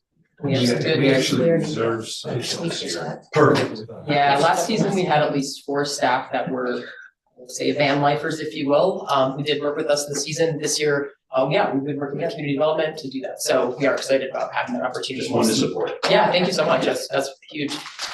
As far as training, super vital for our team. Our snowmaking just wrapped up. Our Nordic Center staff and Tubing Hill kind of kick off around the same week with our training park team as well. And we're adding a new leadership training for our leads and supervisors leading up to the season this year in November. So Nordic Center, yeah, our pass holder party is actually next Thursday. So if you're around 4 to 6 p.m., we'll be celebrating. That's when our early bird rates, I think, wrap up that day. But 7 days a week operation, 9 to 4. Thank you again for everyone's input. It is really important and vital for, I know, for our team and everything that we do, moving in the direction that we've been going. So thank you for that. And if you haven't been skiing, please come out and see us or join us or let Peter or I know so we can get some rental equipment as well. Tubing and the ski hill. So right now we're still operating 5 days a week for both, closed on Tuesday, Wednesdays. New this year really would be, what do I have on here? We're really trying to do a little bit community outreach. So right now, Rachel and I are actually working with Building Hope, and we've reached out to some schools this year, trying to get more of our local youth who don't necessarily come with their families to come tubing at a discounted rate that we do for our nonprofit and school groups. And then also doing a little bit giving back at our community. So we're working towards that and some, yeah, kind of for skill gives, if you will. Our beginner ski and snowboard hill, we've expanded our terrain last season. So the hill itself on the left side, looker's left, if you will, if you're looking at the magic carpet, has almost doubled in size at the top and tripled at the bottom, just allowing a safer experience for our beginners. And then we also have an area we now call Powder Playground, which is a groomed area directly behind the Day Lodge that we give a little kind of natural or little baby grade to, if you will. This is kind of a hike to area. And this is probably where 90% of our snow schooler concessionaire, and we'll get to that in a moment, provide their lessons too. So it's really opened up our terrain for our capacity as well and allowing more families and new skiers to come out too. Rail Park. We're excited. This season, we are shifting our hours a bit. So a lot of the feedback from last year with whether that be kids after school or people that are working regular jobs till later, we were closing at 4, which is really difficult for people to get to. So we are shifting our hours this year from 12 to 6. We found that the morning hours, we weren't seeing a lot of traffic during that time. So we've kind of allocated our staffing plan, and we're hoping to, I haven't actually looked recently on our past sales, but we are certainly hoping that this is going to help really that window of time between 4 and 6 p.m. will be heavily used. It's what a lot of the feedback we had last year too. But new extended hours, we're doing 2 starting in January on 2 Fridays a month through April. We'll be opening till 8 p.m. We do have some just temporary lighting to use during that time, but trying to get opportunities for people to have other things to do in the evening in our community. And our concessionaires. So yeah, 2 Below Zero offering our sleigh rides. Just met with those folks last week. We're hoping to get our staff out there sometime. And if you guys are interested, please let us know. We'd like to get the crew out there and see what they do. But we're continuing on with 2 Below. I think they've had quite a few bookings already. Our snow schoolers, it's the same ski and snowboard concessionaire we've been working with. They're continuing their rental equipment program this year. They will now be operating in a storage space actually out of the Day Lodge basement. So now that we've moved into Slopeside, we have some room for our concessionaires to pay a little rent and give them a space that's not in a Connex outside in the snow to be able to gather boots and keep things warm for their guests that are coming to. Frisco House. So these guys, last winter would have been the first time in operation, but this has been a huge improvement from our town staff attempting to run a cafe in past years. So the food quality has improved tremendously, having consistent hours and making sure we're open every operational day of the Tubing Hill operations has been massive. So we're continuing on with our Frisco House group too. Partnership.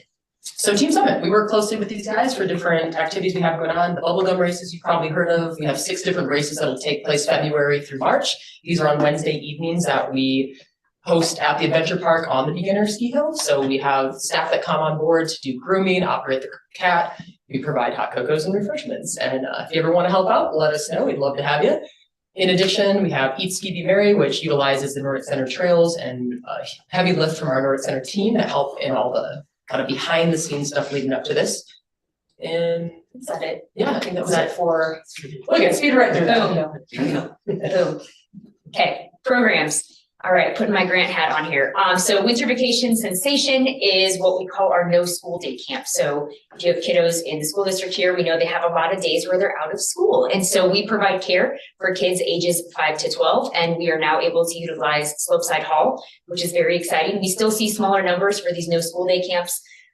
Also, we just have a smaller staff, so we can't take the capacity. We're licensed for right around 65 kids in that building for state licensing, but typically for these no school days, we have anywhere from 20 to 30 kids every day. And 8 to 5:30, variety of activities. We do have 2 days of camp this Thursday and Friday because the kids are out of school. After School Fun Club, this program continues to grow, and we keep After School Fun Club now. It's at Frisco Elementary. So our staff goes over to Frisco L. We're able to utilize the gym space over there, which just works out really well to have that indoor space with the gym floor and the basketball hoops, and the kids are outside the majority of the time. But it does mimic a lot of our Frisco Fun Club activities. So after school, a lot of the kids just want to run wild, but we do try to have structured activities. Our staff has really honed in on just giving the kids a little bit of structure before they kind of run wild and free. We do run 5 days a week for the after school program, Wednesdays being the earlier out. So we do tend to have more children on Wednesdays when they get out of school at 3 instead of about 4 o'clock, providing care to the kids at Frisco L. Again, touching base on that Team Summit partnership, over the years, this has just really been a great thing that we've developed. Just staff on both sides feel very passionate about what both organizations do. And so we have Zeke Shredders, that is a downhill ski program named after one of our former colleagues, John Zadeklik. So we partner with Team Summit. They bring in the instructors. They also are able to offer discount skis and snowboards from Christie Sports. So the kids sign up, we do this session based, so the kids build their skills. It's not a drop-in program. You sign up for the session. So by the end of it, they've built, it's more focused on skill building and really just having fun getting the kids out there. So again, primarily Frisco L kids in both of these programs. We do have some parents that will pick up their kiddos from other parts of the county and bring them over. But we pick up the kids in vans, bring them from school over to Slopeside Hall. Little Vikings is the Nordic program, very much rely on our Nordic Center staff to help get this program ready for the kiddos to come inside the Nordic Center. So again, Team Summit provides the instructors. We are able to kind of jump in. We provide the skis, get the kids out there, and again, session-based to build the skills. And the kids are usually in their little pods, kind of according to their ability. So again, ages 5 to 12 for this program as well. Kids Night Out is just pizza, tubing, movie. We have 3 dates coming up that we run from 5 to 8. We may shift over to Slopeside Hall. Last year we did use the day lodge, but it just gives parents an opportunity to drop the kiddos off, have a night out, and then the kids love tubing. But by the end, some of the children, they're so privileged up here, they don't want to go tubing in March because they've gone for a lot of the other programs that we do. So the Frisco L kids, I would say, are very lucky, and they tend to get to Tubing Hill, which is another reason why Aaron and Rachel are working with some of the other schools here in the county to get the kids over there so they can have that great tubing experience too. But Kids Night Out, just do 3 of those, and our after school staff runs this program as well. Events. We have a couple winter events coming up, some bigger than others. 12th annual Frisco Turkey Day 5K does take place on Thanksgiving. So if you're in town on Thanksgiving, we are opening a Nordic Center, a Tubing Hill, and have about 1,500 people on the streets of Frisco. So you're missing out if you're not here. This race, we've had the Stedman Clinic, and Stedman Philippon Research Institute has been a presenting sponsor for the last couple of years. So very grateful to have them on board. Again, this is on the side streets. It's just such a large amount of people that we can't really pinch them. They're pinched on a tiny bit of rec path at the very end. It works out. They're spread out by then. But the proceeds, we have a portion of proceeds go to Frisco Elementary School for this. So typically every year we cut them a check for anywhere from $6,000 to $7,500, $6,000 to $7,500 for the school. And it is a dog-friendly event, as you can see here. Lots of costumes, fun. Last year it snowed a foot the day before Thanksgiving, if anybody remembers that. So huge kudos to Public Works. We worked very closely with them on snow removal and sandy and salty the streets for this event because, again, we say snow or shine for this event. So it is our biggest event that we host is the Frisco Turkey Day 5K. Then a couple days later, not only do we have the World Cup coming, but we also have we have our traditional tree lighting and our wassail day. So we will have fireworks, and the wassail tasting will kick off that weekend right after Thanksgiving on November 29th. And we work really closely with marketing and communications team on this to help secure local businesses that want to make and serve wassail. And then, as you all know, we have the 12 sips of wassail. Is it 12? Okay. So if you visit 12 businesses, you can take your card to the visitor center and get a mug. So collector's item are these mugs, and they're a hot commodity. People love to come out and walk the streets. It gets boots and foot traffic into our local businesses, just to sample and get that stamp. And again, tree lighting, it's fireworks is the biggest draw. We also have the big man in red. And this year, I believe we're going to try to have reindeer for a couple of the Santa visits. So Copper has the World Cup and some really great athletes, but we will have Santa himself here. So Gold Rush, this is a long time tradition. Yeah, I know. You can try. Yeah, good luck. Yeah, we could have elves. Maybe they want to be elves. I don't know.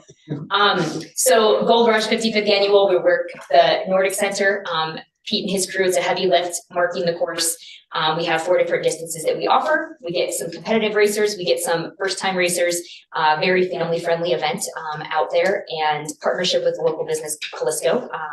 She usually helps with provide some of the prizes and swag that we give out to the racers. Spontaneous combustion is that same night, February 7th. We do the traditional The Bonfire, where we collect Christmas trees right after the holiday season ends. We collect Christmas trees in the B1 parking lot, and then we have a community bonfire on February 7th. And partnership varies year to year, but we have Mile High Behavior Health on board again this year. They were on board last year, provided really great volunteers. And fireworks are right after kind of the bonfire starts for a couple hours out there. And then our fat bike race. So it's your only chance to fat bike on the Frisco Nordic Trails. So again, we have a small but mighty fat bike community, and they want to come out and bike on our trails. So if they're not biking on the Free Groom Rec Pack, this is their opportunity to come back on the Nordic Trails. And it's a smaller event, but it's fun. Everybody that comes out, they really do enjoy it. And Pete's modified the course a couple of times over the years, so it's fun. Everybody has a good time. And so this will be on February 14th with an afternoon start. And again, partnership with Callisto on that one. And this one, the 9th annual Frisco Brewski, we took a spin on, hey, maybe not everybody wants to be a competitive skier and come out and try to race. So this is basically a beer festival on skis. We get a lot of our staff and community members that come out, put on costumes, and we typically get anywhere from 5 to 10 breweries that are serving their beer samplings on the field after they ski a little. Typically it's a 3K loop to get out there. So awards for costumes, just a fun kind of goofy way to get people out skiing. Some never ever skiers. We do allow snowshoers on this one too if people don't feel comfortable on skis. So that's kind of our busy look ahead. That event gets us through March. All right, give you guys a quick winter update and then a couple things we're looking forward to in 2026. So fun little fact, we have about over 500 people that lease a space with us. So that could be kayak racks, slips, moorings, dry storage, things like that. Over the winter, we'll send those out December 15th, the leases. It's a huge amount of work over the winter, trying to collect all of those on time from all the customers, making sure they're paying on time. And then anyone with a larger boat also has to have insurance with the town of Frisco listed as an additional insured. So making sure those several hundred people are compliant is a chore over the winter. So we've got some folks in winter storage already. That's our winter business too, is storing boats for the winter. And there's a bunch of boats in shrink wrap. We do a lot of that. As far as our service department, they'll be servicing boats all winter. We like to basically, the joke is that we're fixing everything that everybody broke over the summer. That's what we spend the winter doing. So we have 30 of our own boats that we need to maintain. The service department will see probably another 170 others. And being a Yamaha and Evergreen's authorized dealer, we actually see a lot of people actually come there. It's not just the boats at the marina. We have people that are just from around the community who will bring their boats into the shop for service, just like you taking your car down to a dealership somewhere for service as well. So the service department is busy right now winterizing and covering boats. Huge thing, we've even started making phone calls today. Every winter, we turn over our power fleet and rental fleet Where we can, anything that's reached its end of its life cycle, we want to make sure our guests have a very safe and high quality rental experience. So we work on that in the winter as well. New for 2026, we're pretty excited about. In the center picture there, you can see some of our current dock system for a boat ramp and paddle, pretty beat up, has holes in it, very old. To the left is a new section of boat ramp dock we just received this summer. We'll get that in this fall. And we're hoping to do the same thing with our paddle sports dock system as well. So we're working on plans of really upgrading all of our systems that are ADA compatible, probably have a 25-year lifespan in fresh water. So it will be a good investment that will stay a long time. The current bathhouse at the Island Grill, also excited to do some restroom planning. And if there's questions, we can talk more about that down the road too. But anyways, the big things for 2026 are new dock systems and some restroom planning. Sweet, thanks, gang. So try to do it quick. You guys did great, you guys did awesome. I just want to take a really quick second to thank you guys for all the energy and creating these cool centers in our community. I'm very grateful. I don't get to say that enough to you guys, but just the vibe here is so positive, and I'm just grateful that you're bringing the fun. So, yeah. Oh, yeah, I'll second that with, the terrain park has been a huge upgrade to our town. Spots like Ruby Hill and Denver have nationwide, attention because it's so cool to have something like that where folks can go for a very affordable terrain park experience. They don't need to spend $220 for a ticket cover. Thank you. Thank you. Thank you for your support and come Thank you, guys. visit, come play, thank you. Cool, thanks, gang. Quick turn. We out with the lights, we didn't get it. Yeah. That's a lot of reading out loud. A lot of reasons, right?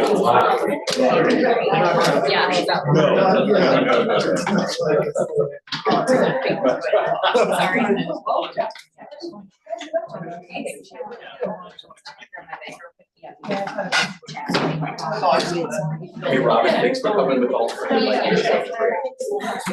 I thought it was right.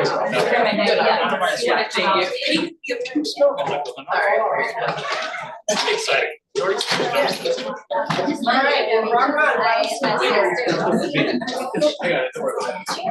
Oh, you're fascinating, huh? You didn't comment the other day. I think I got to tell her how much I also love. I just did music. Oh, well, I'm not gonna put it out there yet, but.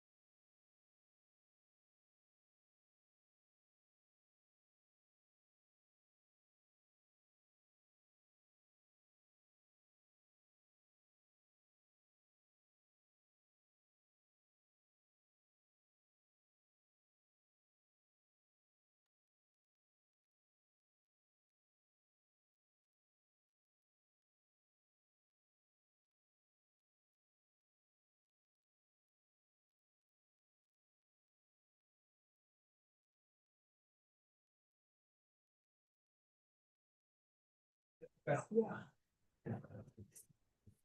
call so I did it on my phone, did it on my computer, didn't get any camera.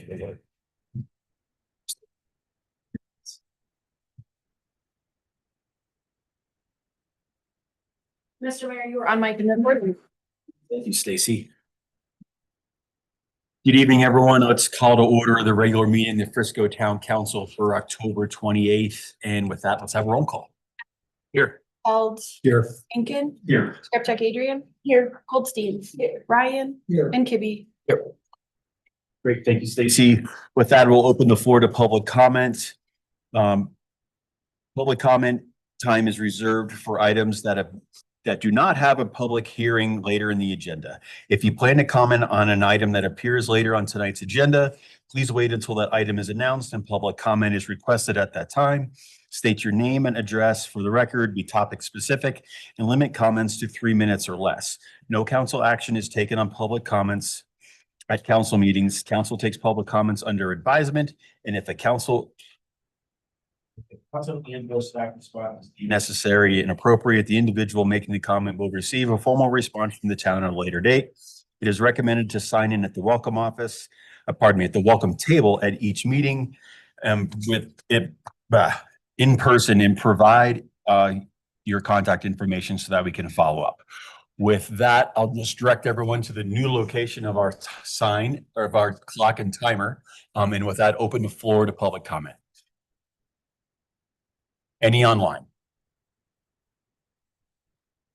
Yes, we have one online. Mike, if you can go ahead and please state your name and address for the record, please. Yes, my name is Mike Bernstein, and I'm a resident at Oh, 965. Mike, Yes, hang on, let's make sure you're off mute. We can't hear you. Having trouble hearing you. okay, I'm off mute. Yeah, you're off mute. Can you hear me? For some reason, we cannot hear you, Mike. I do see that you're off mute and our speakers are on in here.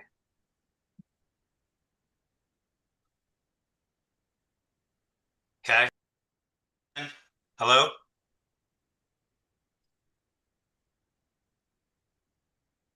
Still nothing? Hello? Mike, it sounds like in the room, Would they you can't hear care you. to maybe try to submit your public comment in writing? Or I could also read it into the record. You know, later on in the agenda if you wanted to do that. I just want to make sure he has the opportunity to provide comment, but looks like maybe there's some technical difficulties. What we could do is move on to mayor and council and town manager, and then come back to Mike if you wanted to log in and log out, or however you guys want to work the technicalities out, if that seems acceptable. And my email address is townclerk@townoffrisco.com. If you want to send it to me that way. I'll Okay. make sure your voice is heard. Thank Okay. you, and I'm sorry for the difficulties there. We'll check in before we get to consent. Great. With that, we'll come back to public comment after we continue with our mayor and council comments. Great. I appreciate the discussion from staff and from council tonight in our work session. That was, again, good back and forth. I think folks came in with a particular mindset and with information that they gleaned through the information exchange, we were able to make a more informed decision. So thank you, everybody, for that. Anyone else? Manager. All right, the only thing I've got tonight is, especially in front of town hall, you probably have seen people pulling orange wire through the ground, right? Well, that's our fiber project. And we're past 75% complete on getting the boring and excavation and the cables pulled for that. At the same time, we've got an internet service provider technician that's putting together what's called the, Addison keeps telling me what it is. It is called it's right here. No, it's I'll get there. The Meet Me Center, which is the hub, which is going to be at the Day Lodge. Once all that is done and the last step is pulling the fiber into the buildings and connecting the buildings, we will be live, and we expect to be live before the end of the year. It is a massive project and a very important project to the town to have this done. It means all of our facilities, including our water plant, will be connected to fiber, which makes it much more secure and much more ready to handle emergencies in the future. We will also be connected to the county through the Thor system with fiber, which also makes us much better ready for emergencies. It doesn't mean that fiber is infallible, because we know fiber can get cut and the main line down to Denver can get cut, which would make it something that has to be fixed before we're back up. But further on either your next agenda or the December agenda, you will also have some agreements to decide on with another private company that will be the company that offers fiber out to the community in the future. And it's essentially a franchise agreement, or similar to a franchise agreement, that allows them to do that. And we'll have more information as that comes up. So pretty exciting to have this communication technology available in town. Another benefit, if our mobile phone companies decide to, they can hook their towers up to it, which is one of the things that limits our cell service in this community. So we're excited to see that possibility in the future as well. That's all I got. Thanks, Tom. And is that the same in that I've seen it seems like there's been boring going on also, right? Yeah. So is this project tied into the commons? Is that our source? That's where that's where Thor, the Thor system, which is the fiber system that comes up from Denver, that's where it connects to. Right. So we have to connect to that to bring it into town. Oh, thank you. Thanks for the. Yep. Mr. Mayor, I may have actually resolved our issue from earlier. Would that be okay if I invited Mike to comment again? Just going right back to that. Oh my That'd be great. Thank you so much. Yep. Mike, if you can hear me, could you kindly unmute? And I believe we figured out the issue. I can hear you. Can you hear me? Okay, try one more time, Mike. I can hear you. Can you hear me? Okay, we can hear you. I'm just turning up the volume. Try one Okay. more time. I can hear you. Can you hear me? Yeah, it's Mike, go ahead. We can hear you. Okay, great.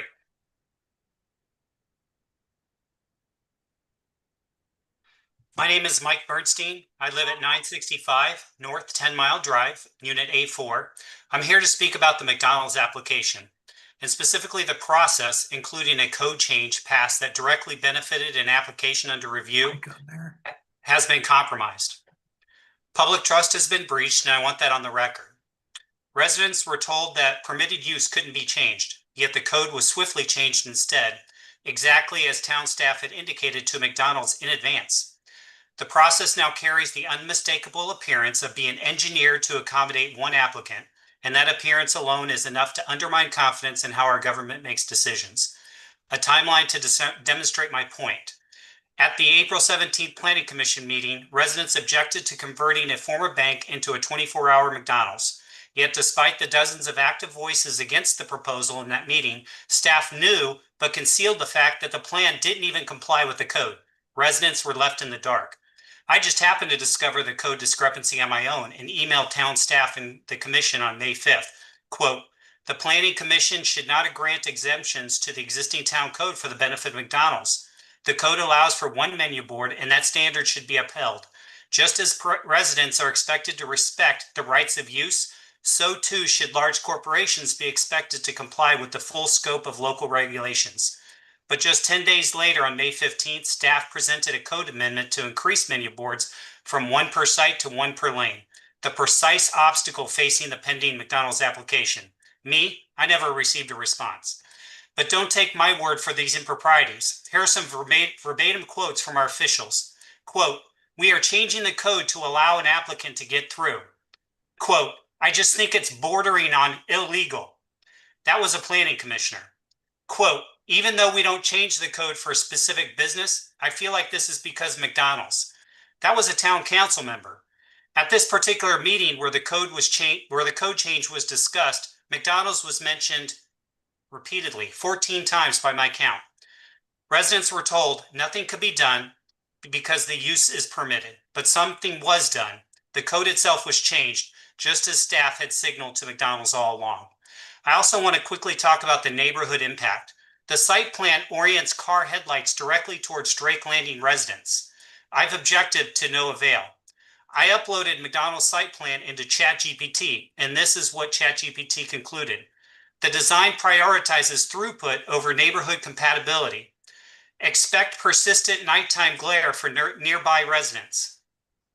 No resident should have car headlights aimed into their windows at all hours of the night. I urge the town council to look at these issues and do what it takes to restore public trust. I have ideas how this can be done, but I'm sure I'm out of time. Thank you.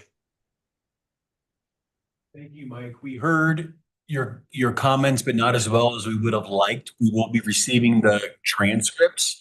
And as council reviews them and consult with the town manager, we'll respond as needed. Thank you very much for your participation tonight. I apologize for the technical difficulties.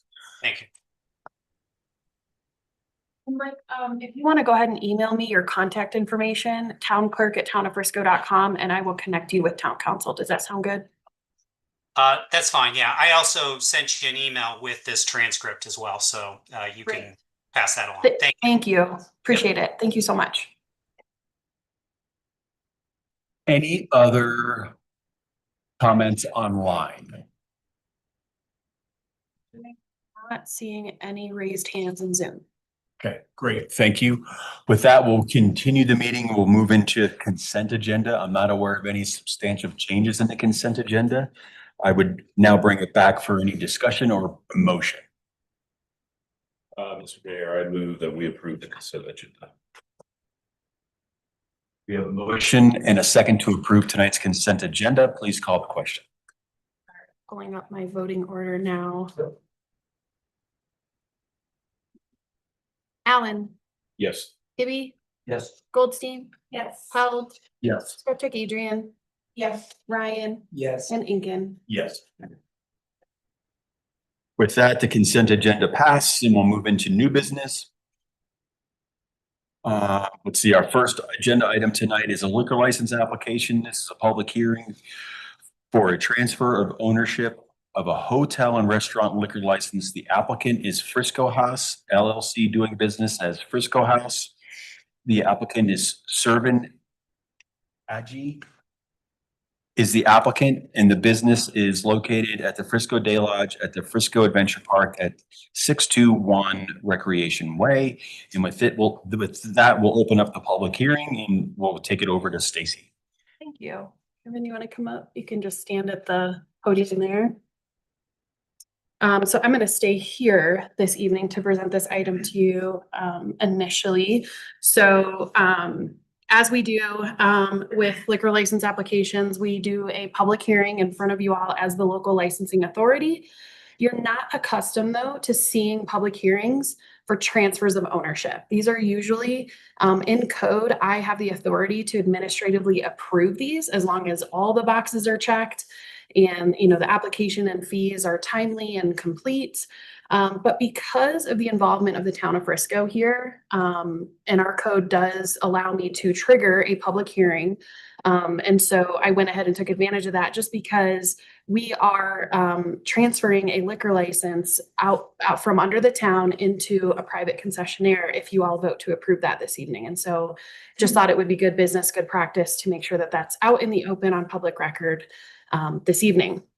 So as the mayor read into the record, this is an application for transfer of ownership of a liquor license for a hotel and restaurant license. And so just if you recall, a hotel and restaurant license, you guys are not dealing in liquor licensing every day. I would want to know, what does that mean? What does that permit someone to do? And a hotel and restaurant license allows someone to sell and serve beer, wine, or liquor. Under statute, it's malt, vinous, and spirituous liquors on the premise. And so it's for consumption on the premise. We're not selling to-go alcohol here. But you do have to have hot meals available at all times for this liquor license. And you also have to watch your gross sales, because your gross revenue, at least 25% of your gross revenue needs to come from the sale of food. And so that is something just to keep in mind for this liquor license. And that's something that the town, ever since we've held this license, we've never had an issue with. And so to go over all of the necessary items that we need to go through for a public hearing for a liquor license application, neither this location nor any other location within 500 feet has been denied an application for the same class of license within the last 2 years. The applicant is entitled to possession of the premises by virtue of a lease and concessionaire agreement that you all, as town council, or at least whomever was on town council at this time on November 12th, 2024, you all approved for Frisco House LLC. And the community development director confirmed that the zoning of this premises absolutely permits this type of license. I mean, we probably wouldn't have held one ourselves if that was the case. And the premises location conforms with statutes and Frisco Town Code with regard to proximity of any, school or daycare, parochial school. As a result of the geographic size of the town, the liquor authority assistant, myself, yours truly, we found that the neighborhood for the purposes of liquor licensing determinations is the town as a whole. Under that definition, it's good to know, okay, how many of each type of liquor licensed establishments do we have as a town? And so you have in your staff report, in your packet, a breakdown. Hotel and restaurant licenses are by far and out. And I would even, just in my experience doing liquor licenses in other jurisdictions in Summit County, is by far and out the most commonly held liquor license in our area, especially due to our nature of our economy being seated in tourism. A petition concerning the proposed premises was not required for this. Transfers of ownership do not require us to require the applicant to go out, get petitions, because the fact that there was already a council approved and state approved license in that building, the Day Lodge, we don't need to go out and test the needs and desires of the neighborhood once again. And so that's why you don't see that in this packet. The applicant holds a town business license, which is of course required to hold a liquor license. The town clerk, yours truly, I've completed my investigation of the personal history of the principal applicant and find them to be of good moral character in accordance with liquor licensing statutes. And so I am recommending today approval of this application. I have the suggested motion in there, and it's very lengthy. I'm sorry, we have to do it that way. But also, I'm going to go ahead and swear in Mr. Aguirre so that you all can ask him questions. This is a public hearing, legally binding, and all that good stuff. So, but he is here and ready to answer any of your questions if you have them. So, Mr. Aguirre, if you can raise your right hand. Do you affirm to tell the whole truth and nothing but the truth as evidence in this public hearing tonight? I do. Okay. So you guys can ask away, or I'm fine with it. Anyone? What type of delicious fare will you be serving out at the Day Lodge? Yeah, so it's our second season. We had really good sandwiches, Nordic waffle sandwiches that we had. Yeah. And just a whole ton of stuff for the family, just trying to blend in with what the Day Lodge is doing with the Tubing Hill and making it as family friendly as possible, as well as the Nordic Center. Any other questions, comments? First season was great. Would be great to incorporate some liquor. So yeah, really excited. What are your hours of operation typically? Last season we did around 9:30 to 4. I think we're gonna push that a bit because of the snow tuber crowd and do around 10 to 5. Yeah, all right. Yeah, anyone else? Oh, and we need to open it up for public comment. I'm sorry, I forgot to mention that. Yeah, no worries. Thanks for coming. Thanks for doing a good job out there. And with that, we'll open it up to any public comment. Any in chambers, any online? Do not see any raised hands online and Zoom. Great. We'll close public comment and come back to council for any further discussion or a motion. Very good. Mr. Mayor, I move that we approve the application for the transfer of ownership of the hotel and restaurant license for Frisco House LLC, DBA Frisco House, located at 621 Recreation Way, Frisco, Colorado, for the following reasons. 1, all applications and fees required by statute have been filed and paid. 2, the publication of the notice of hearing and the posting of the premises were accomplished according to statutory requirements. 3, the applicant is entitled to occupancy of the premises by virtue of a lease from the town of Frisco and understands that the condition of being issued a town of Frisco liquor license is that the lease and the concessionaire agreement remain in good standing with the town. 4, the premises is located in a zone district that permits the sale of alcoholic beverages. 5, the premises is located in conformance with legal distance requirements. 6, neither this location nor any location within 500 feet of this location has been denied an application for the same class of license within the past 2 years on the grounds that the reasonable requirements of the neighborhood and the desires of the adult inhabitants were satisfied by existing outlets. 7, a public hearing has been held and the authority has considered the reasonable requirements of the neighborhood, the number, type, and availability of alcoholic beverages outlet located in or near the neighborhood under consideration, and all other pertinent matters affecting the qualifications of the applicant for the conduct of this type of business proposed. And number 8, the authority finds that reasonable requirements of the neighborhood are not met by existing outlets and that the owner of the corporate applicant is a person of good moral character. I second that motion. Great. We have a motion and a second. When you're ready, please call the question. Going back to my voting order here.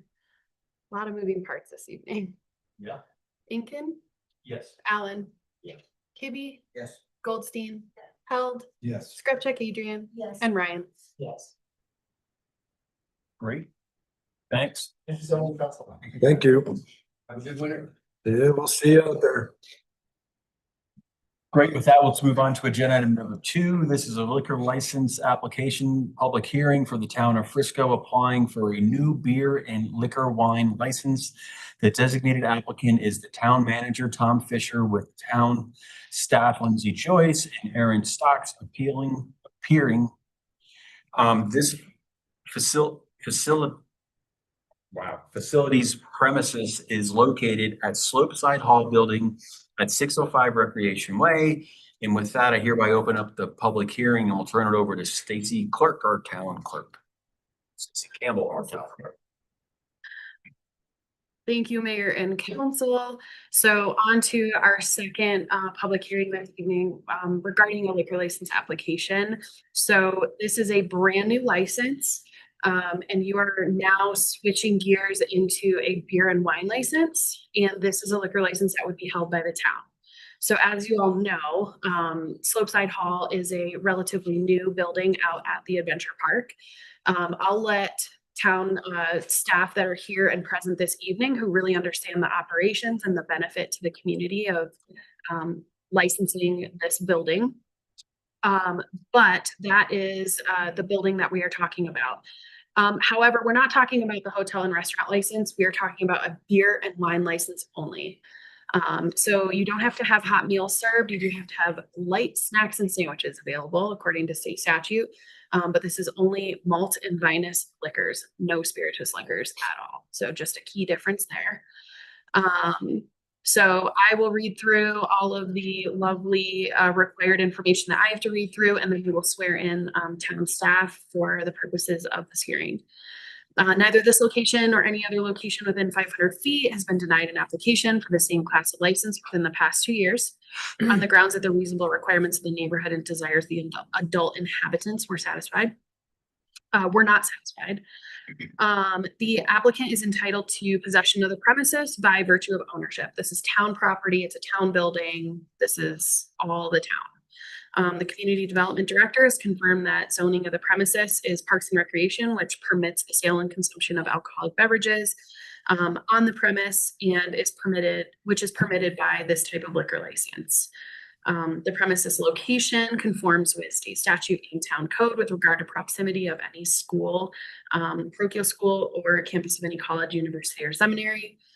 As a result of the geographic size of the town, you all have placed in code that the entire town is the designated neighborhood that serves as people that applicants can solicit for needs and desires. In other words, signatures on petitions, the entire town. You will see in your packet, if you haven't already, that town staff did circulate a petition with 17 signatures on there.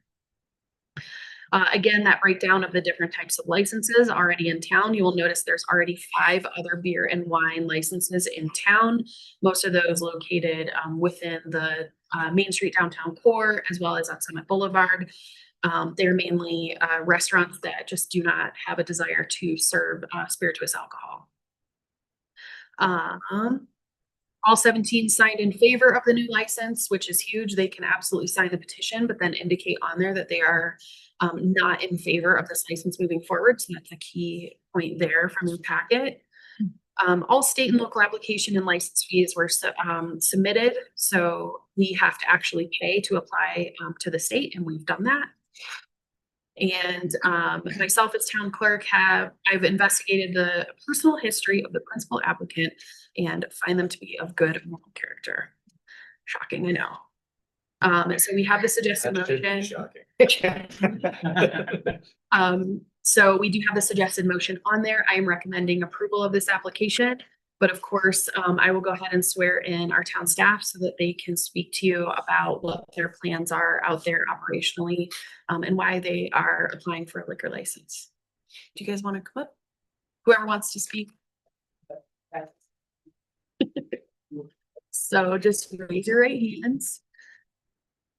Do you solemnly affirm that the evidence to be given by you this evening shall be the truth, the whole truth, and nothing but the truth? If so, please state I do. I do. And just state your name for the record. Erin Socks. Awesome. Any questions for Ms. Socks? When do you guys plan to have this operation selling beer and liquor, or sorry, beer and wine? It's really more for event rent or private events that are taking place in our flex room space. So we get a lot of reunions, baby showers, things of that nature. And then also for some of our town events. So we're not selling it regularly. That's kind of where the day lodge will still be focused for, but more on a case-by-case scenario. And then why was it thought to just do beer and wine versus liquor as well? Like, let's say we're having a wedding rental there where they might want to have a bartender and liquor. Yeah. It's truly because because of our capacity and just the kind of the flow for our reservations, the core of our weddings will continue to be in the day lodge, mainly because of I guess how it works with our spacing time and having our summer camp. So a lot of our stuff is in summertime, right? For our weddings, our summer camps occupying that space in summer. So we don't foresee really doing a lot of rentals in the summertime. Therefore, it's really for our winter holiday parties.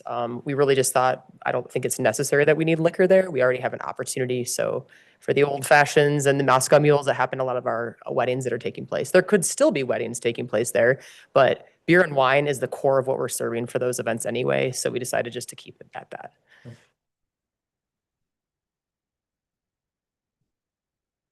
And Joseph Rivera, as our town attorney, does need to ask you 3 questions. So what I'm doing, just, is making sure that the needs and desires survey is properly admitted into the record. So Ms. Socks, I have a couple of questions for you. Could you please confirm that the survey or petition was distributed to determine the needs and desires of the neighborhood for the proposed license establishment and was presented to the town as part of the application packet for this license? Yes, it was. Okay. And who was the person who distributed the survey to the folks in town? For the slope side, myself, for the Nordic, we have two, Lindsay, Joyce. Okay. And can you confirm for us, to the best of your knowledge, that each person who signed the petition was either a resident of the town, 21 years of age or older, or the owner or manager of a business located within town? That is accurate, yes. Thank you. Other questions or? We need public comment. Sorry, public comment, goodness, thank you. Comments, questions here, gang? No, with that, let's open the applicant to any public comment in chambers or online. None in chambers or online. I'll bring it back to council for any further discussion or a motion. Mr. Mayor, I move to approve the application for a beer and wine license for Town of Frisco, doing business as Slopeside Hall at 605 Recreation Way, Frisco, Colorado 80443. One, all applications and fees required by statute have been filed and paid. Two, the publication of the notice of hearing and the posting of the premises were accomplished according to statutory requirement. Three, the applicant is entitled to occupancy of the premises by virtue of a lease. Four, the premises is located in a zone district that permits the sale of alcohol beverages. Five, the premises is located in conformance with legal distance requirements. Six, neither this location nor any location within 500 feet of this location has been denied an application for the same class of license within the past 2 years on the grounds that the reasonable requirements of the neighborhood and the desires of the adult inhabitants were satisfied by existing outlets. Seven, a public hearing has been held and the authority has considered the reasonable requirements of the neighborhood, the desires of the adult inhabitants as evidenced by the record, the number, type, and availability of alcohol beverage outlet located in or near the neighborhood under consideration, and all other pertinent matters affecting the qualifications of the applicant for the conduct of the type of business proposed. And eight, the authority finds that the reasonable requirements of the neighborhood are not met by existing outlets and that the owner of the corporate applicant is a person of good moral character. Great, we have a motion. Do we have a second? Second. Great, Stacy, we have a motion and a second to approve this liquor license application. Please call the question. Brian, Yes. Incan, Yes. Allen, Yes. Kiwi, Yes. Goldstein, yes, Held, Yes. and Scripture Adrian. Yes. Thank you, Stacy. Thank you. With that, we'll move it right along into agenda item number 3. This is a I just want to let you know on the script, there is an error. But on the agenda, it is absolutely correct, but on your script that I prepared for you, the last line, I accidentally copied and pasted the exact same name of the building and address. So this is actually going to be for the Frisco Nordic Center, 621 Recreation Way. I apologize. 621, got it. Thank you. Great, thanks. So agenda item number 3 is a liquor license application public hearing for the town of Frisco applying for a new beer and wine. Optional premise license as well. Oh. Yep, that's part of the error. I apologize. Would you like me to read the correct title? Yeah, that'd be great. Yeah, I apologize. That's okay. This is a liquor license application, public hearing for the town of Frisco applying for a new optional premise liquor license. The designated applicant is town manager Tom Fisher with town staff Lindsay Joyce and Aaron Sachs appearing as well. This facility's premise is located at the Frisco Nordic Center, which is at 621 Recreation Way, Frisco, Colorado, 80443. Thank you. Sorry about that. No worries. Great. With that, let's open up the public hearing for this liquor license. And with that, we'll go back to Stacy. Okay. So again, apologies for that. This is a different type of liquor license, but also one that the town is going for to be able to hold ourselves, but across the street at the Nordic Center. So we're talking about a totally separate building, totally separate standalone license. And an optional premise license, what that means is they can serve malt, finest, spirituous liquors if they choose to do so, but they don't have to. But it has to be located contiguous to a recreational amenity. So this type of license is one that you will find on golf courses when you have a beverage cart, for example, going around and actually like serving alcoholic beverages to participants using the golf course. So it's absolutely appropriate for this recreational amenity being the Nordic Center. And again, I will let town staff talk to you further about what their plans are for operationally out there. So going into the nitty gritty here. So neither this location or any location within 500 feet has been denied an application for the same class of license within the past 2 years on the grounds that the reasonable requirements of the neighborhood and desires of the adult inhabitants were satisfied by existing outlets. The applicant is entitled to possession of the premises by virtue of ownership. This is a town facility on town land. The community development director has confirmed the zoning of the premises is parks and recreation, which absolutely permits the sale and consumption of alcoholic beverages that is permitted by this type of liquor license. The premises location conforms with statute and Frisco Town Code with regard to proximity to any public or parochial school or the principal campus of any college, university, or seminary. As a result of the geographic size of the town, the Liquor Authority has previously found that the neighborhood, for the purposes of liquor license determination, is the town as a whole. Again, you have that petition signed by these folks, residents or business managers or business owners within the town in your packet. Under that definition, liquor license establishments in the neighborhood are as follows. Again, you have that breakdown here. What I will tell you is you do not have this type of license here in Frisco yet, other than you do have a hotel and restaurant license. I like to call this the motorcycle and sidecar type of license. It's Island Grill. Think about Island Grill. They also have a couple of optional premises that he can turn on and off, and he notifies me. And so just know this isn't like a totally brand new cutting edge new type of license. We're not breaking any ground here. This is absolutely something that exists and is common. It's just used in a little bit of a different way down at the marina. So, but again, located by a recreational amenity there. So just wanted to clarify that and provide some context there. A petition concerning the proposed premises was submitted with signatures all in favor of this liquor license and the town holding this liquor license. All state application fees were submitted, and the authority has investigated the personal history of the principal applicant and finds them to be of good moral character. And again, I will swear in Aaron Sachs. Or is Lindsay coming up for this one? Either way, yeah, no, whoever can speak to the application, grab my little script again. Okay. Do you solemnly affirm that the evidence to be given by you this evening shall be the truth, the whole truth, and nothing but the truth? If so, please state I do. I do. Thank you. So we can have council ask questions, or Joe can go through his questions with Lindsay just to knock that out and get that out of the way. Go with Joe. Okay. Good evening, Ms. Joyce, correct? Yes. Okay, great. There is a needs and desires petition located in the record in the packet at page 225. Was this petition distributed to determine the needs and desires of the neighborhood for the purpose of the license establishment and presented to the town as part of the application for the license?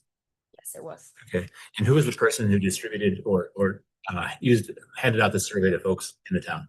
I did. And can you confirm to the best of your knowledge that each person who signed the petition was either a resident of the town who was 21 years of age or older, or the owner or manager of a business located within the town? Yes. Thank you. No further questions. Thank you. Great. Joe, council, any questions on this particular liquor license? Yep, no questions. We'll open it up to public comment. Any in chambers or online? Not seeing any. Thank you. We'll close public comment and come back to council for any further discussion or a motion. Mr. Mayor, I move to approve the application for a new optional premise license for the town of Frisco doing business as Frisco Nordic Center at 616 Recreation Way, Frisco, Colorado 80443. 1, all applications and fees required by state have been filed and paid. 2, the publication of the notice of hearing and the posting of the premises were accomplished according to statutory requirements. 3, the applicant is entitled to occupancy of the premises by virtue of a lease. 4, the premises is located in a zone district that permits the sale of alcohol beverages. 5, the premises is located in conformance with legal Distance requirements, 6, neither this location nor any location within 500 feet of this location has been denied an application for the same class of license within the past 2 years on the grounds that the reasonable requirements of the neighborhood and the desires of the adult inhabitants were satisfied by existing outlets. 7, a public hearing has been held and the authority has considered the reasonable requirements of the neighborhood, the desires of the adult inhabitants as evidenced by the record, the number, type, and availability of alcohol beverage outlet located in or near the neighborhood under consideration, and all other pertinent matters affecting qualifications of the applicant for the conduct of the type of business proposed. And 8, the authority finds that the reasonable requirements of the neighborhood are not met by existing outlets, and that the owner of the corporate applicant is a person of good moral character. Just a clarification, that would be 621 recreation. Sorry. No, thank you. There's a lot of different, there's 3 different staff reports, one for each public hearing, and they're all just a little bit different because of the different locations. And also just a point of order, you mentioned in your motion that the premises is legally possessed by virtue of a lease. We actually own this property. So I just wanted to make that super clear as well before someone seconds. I just wanted to make that clear. Second. Great. We have a motion and a second to approve this liquor license. Please call the question. Skrzypczak, Adrian? Yes. Ryan? Yes. Inken? Yes. Allen? Yes. Kibbe? Yes. Goldstein? Yeah. And Held. Yes. Great. Thank you. With that, we'll move on to agenda item number 4, which is the first reading of ordinance 25-21, an ordinance approving the First Amendment to the Second Amended and restated development agreement between the town of Frisco and the Frisco Community Housing Development Authority and the NHP Foundation and NHPF West Main LLC concerning affordable housing development to be constructed at 101 West Main. And with that, we'll open up the public hearing, and it sounds like Tom's going to take us through this one. Yeah, so you have seen several of these amendments over time, and there were a few things that came up recently that required another amendment to the 101 West Main Development Agreement as amended. So the first thing is that the unit mix has been finalized as they're going through design. So that's one of the changes. We now know that they've achieved a 9% LIHTC award as opposed to a 4%. So that's clarified in the amendment. And then probably the most important thing is that they were under, in the amended development agreement, they were under a 180-day deadline to begin construction. After LIHTC award, since this project is not going to go under construction until May, and we know it's going to get there now because we're all working towards that, and we've got a lot of grants riding on it. So the grants really are driving the deadlines now. So we're just removing the deadline from the amendment. Questions for Tom? No questions. We'll go out to public comment. Any public comment in chambers or online?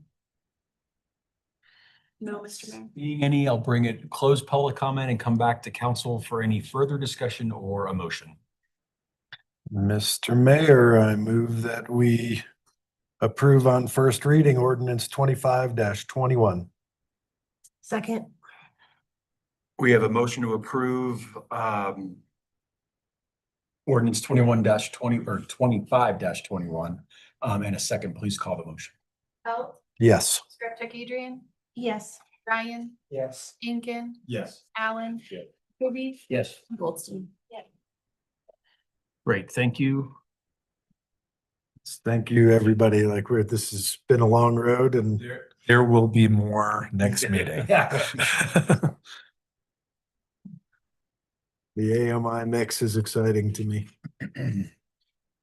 Cool. With that, we'll move on to agenda item number 6, which is first reading of ordinance 25-23, an ordinance concerning the financing and utility cost savings measure and in connection that therewith authorizing Got a question about the script one more time. It's 25-27. This is resolution 25-27. On agenda item number 6. 5. This is number 5. I can read the title into the record if you'd like. That's 27. I can get everything reworked. Yep, I think we're there. Yeah. So resolution 25-27. Summarizing the expenditures and revenues for each fund and adopting the budget for the town of Frisco, Colorado for the calendar year beginning January 1, 2026 and ending December 31st, 2026, and approving the 2026-2030 capital program for the town. And with that, we'll open up the public hearing and have our finance director, Leslie. So Town Charter Section 8-6 requires the annual adoption of a 5-year capital program as well as the adoption of our budget, which is in addition to the appropriations that are adopted by ordinance. The documents that this is adopting are included in your packet, and this resolution fulfills that annual requirement. So we discussed the 2026 budget in quite a bit of detail at the September 9th work session, and then again at the October 14th regular meeting. And then additionally, the capital program was discussed most recently at today's work session earlier today. So these documents serve as the basis for the work plan that will follow those documents for the coming year. And again, I would like to reiterate that these documents in the process, it takes a lot of work to get to this point, and it really takes a team effort to do that, which includes you as town council and also includes quite a bit of our staff in those contributions. So just a thank you to all of you and to staff. And so with that, staff recommends that town council approve resolution 25-27, approving both the 2026 budget as well as the 2026 to 2030 capital program. Thank you, Leslie. With that, do we have any questions for Leslie to follow up? None, no further questions. With that, I'll open it up to public comment. Any in chambers or online? Not seeing any public comment on chambers or online, I'll bring it back to council for any further discussion or a motion. Mr. Mayor, I move that we approve resolution 25-27. Is this the read? Do I need to read? You've already read it. Nope. A second. Great. We have a motion to approve resolution 25-27 and a second. Please call the question. Goldstein? Yes. Held? Yes. Grabcheck, Adrian? Yes. Ryan? Yes. Incan? Yes. Alan? Yes. Thank you. Yes. Great. Thank you. Leslie, thank you. Stacy, now I'm on the right page for agenda item number 6, which is first reading of ordinance 25-23, an ordinance concerning the financing of a utility cost savings measure and in connection therewith, authorizing the project and approving the execution and delivery of a lease purchase agreement, an escrow and account control agreement, and other documents. With that, I'll hereby open up the public meeting. Again, we're going to see our finance director, Leslie Edwards. This ordinance before you is for the purpose of financing some energy improvements for town facilities. So just to provide a little bit of background, in June of 2023, the town entered into agreement with McKinstry to complete an investment grade audit to identify energy efficiencies and some renewable energy updates. And then in July of this year, the town council approved a contract with McKinstry again to move forward and implement these upgrades. So these upgrades include LED lighting retrofits, solar PV installations at the PRA, Marina and Community Center, EV charging infrastructure here at Town Hall, and energy efficient HVAC systems and controls, including a heat pump at the Day Lodge. So these improvements really allow us to make a measurable step towards the town's climate goals. This ordinance is to authorize specifically the lease purchase of the improvements in order to pay for those upgrades. So this is allowed under Colorado statute, including TABOR, with the improvements themselves serving as the collateral on the financing and payments to be made out of the energy savings realized and guaranteed by McKinstry. And those payment amounts will need to be, they'll be subject to annual appropriation. to be approved by town council. So those savings from these improvements are estimated at about $740,000 over the next 20 years. So the idea being that the net overall cost to the town is the $250,000 that was budgeted in the 2025 budget. And also 45,000 that was allocated towards the lighting improvements out at the Tubing Hill that are now part of this project with those LED light installations. So the total project cost is 2.4 million. And I should note some other aspects of this project. So we were awarded over $1.5 million in grant funding from the state of Colorado, and that was between DOLA and the Colorado Energy Office. And we also anticipate about $30,000 in equipment rebates, as well as $200,000 in federal tax credits, which will still be active in 2026 tax year. And those payments that are once received will be applied to the lease purchase when received in 2026 or 2027. So this ordinance, again, approves the form of the lease purchase agreement as well as the federal tax certificate in substantially the final form. It does allow for some minor changes if needed. And the ordinance specifically sets some maximums for the financing structure. So that includes maximums for the term, the annual payment, the total repayment, the principal amount, and the interest rate, which is 5%. The closing date is November 13th of 2025, so coming up. And additionally, we have Steve Gale, Senior Vice President with D.A. Davidson, which is the firm that was selected through an RFP process to arrange this financing. And Steve is also available to answer any questions that you have regarding this financing structure if needed. So with that, staff recommends that council pass ordinance 25-23 on first reading to support the financing of this project. Happy to answer any questions. Any questions for Leslie on this one? So Leslie, when I look at this, I see the total project cost of the 2.4 and then the list of different credits and grants and all of the other scenarios. So,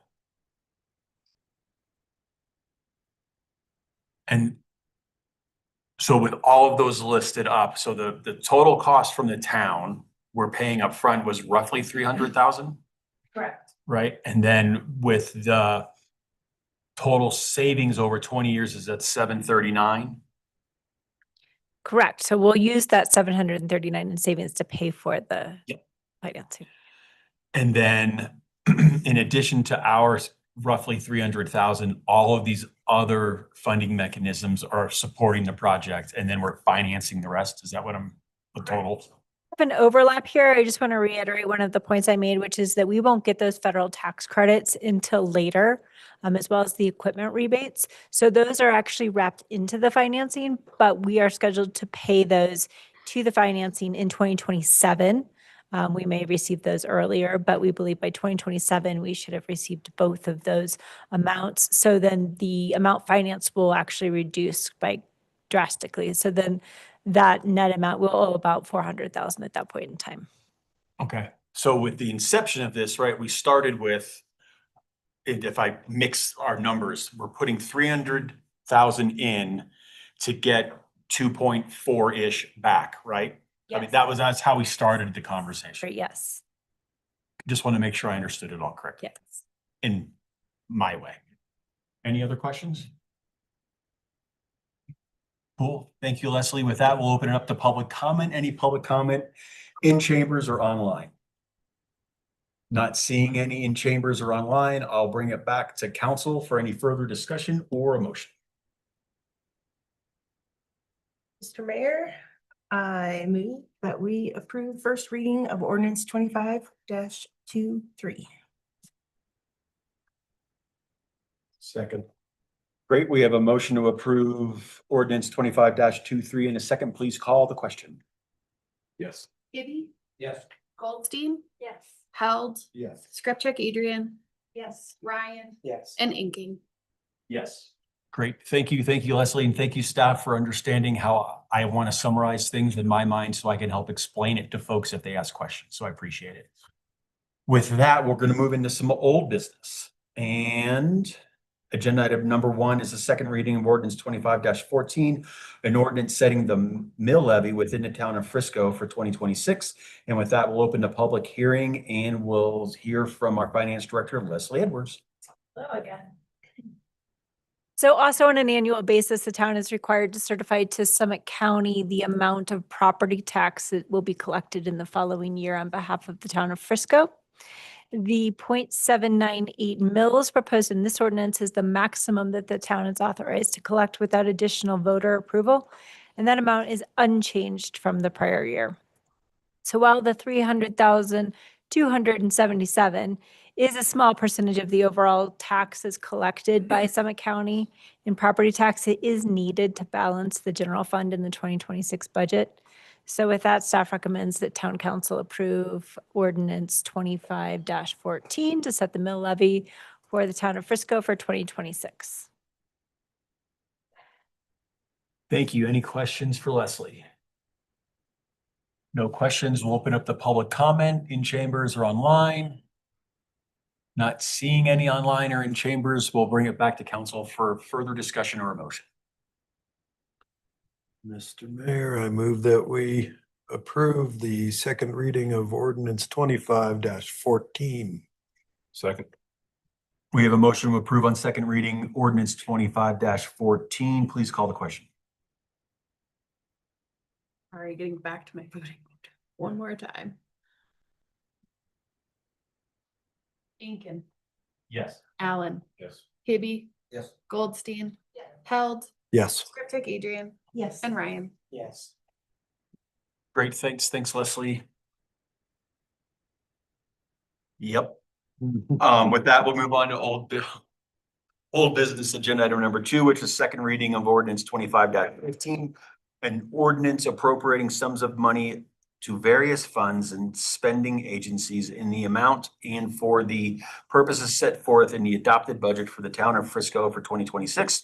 And with that, we'll open the public hearing with our finance director, Leslie Edwards.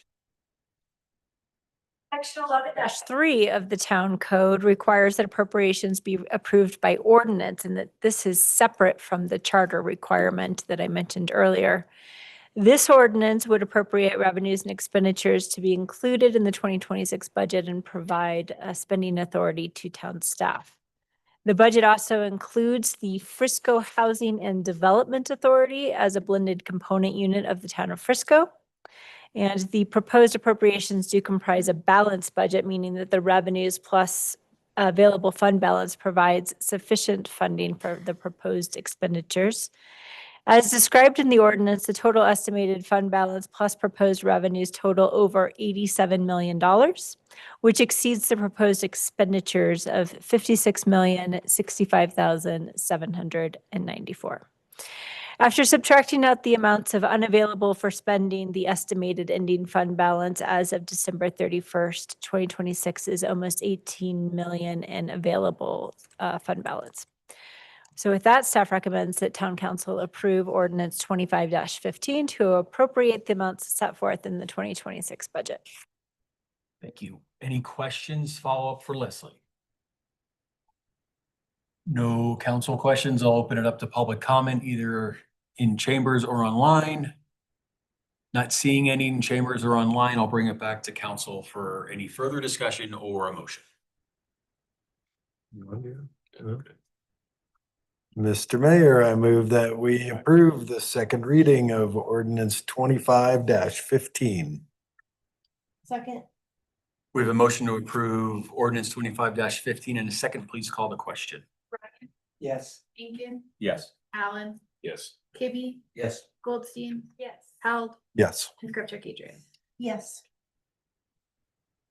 Great, thank you. With that, that'll pass, and we'll move on to a old business agenda item number 3, which is second reading of an ordinance amending chapter 180 of the Code of Ordinances of the Town of Frisco, Colorado concerning taxation by amending sections 160-27 and 160-28, 160-30 through 160-35, 160-37, 160-40, 160-44, and 160-46.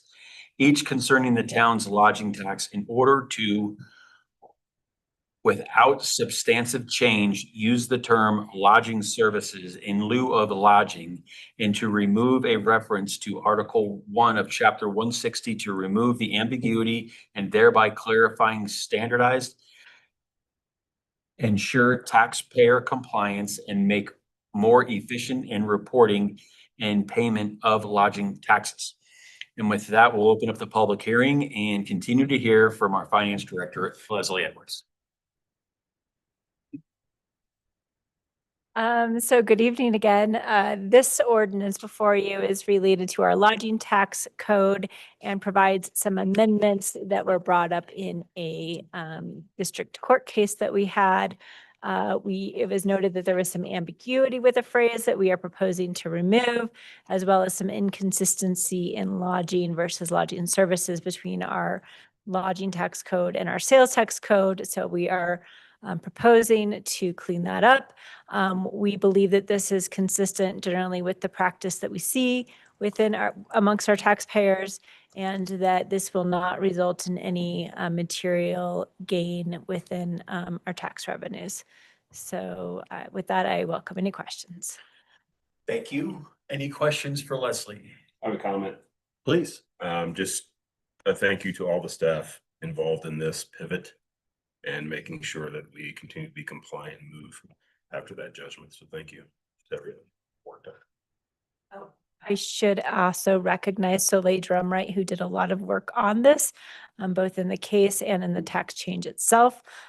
So she was online last time listening. I think she expected that there was not going to be any material changes, but thank you to Soleil. Thank you. Great. Yeah, I want to thank Soleil and staff and Tom and everyone for having the ability to look inward and look for opportunities to do things better. And that's what I believe we're doing here. So thanks. With that, we'll open it up to public comment. Any public comment in chambers or online? Not seeing any in chambers or online. I'll bring it back to council. I could record this if you guys want. For any further discussion or perhaps a motion. Mr. Mayor, I make a motion the council approve second reading of ordinance 25-18. Great. We have a first and a second to approve ordinance 25-18. Please call the question. Scripture, Adrian, Yes. Ryan, Yes. Incan, Yes. Allen, Yes. Kibbe, Yes. Goldstein, and Halt. Yes. Great. Thank you, Leslie, for all the work tonight.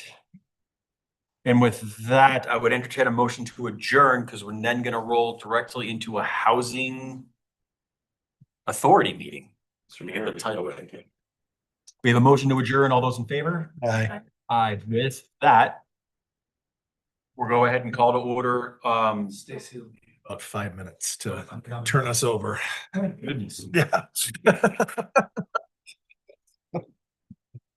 Rumba.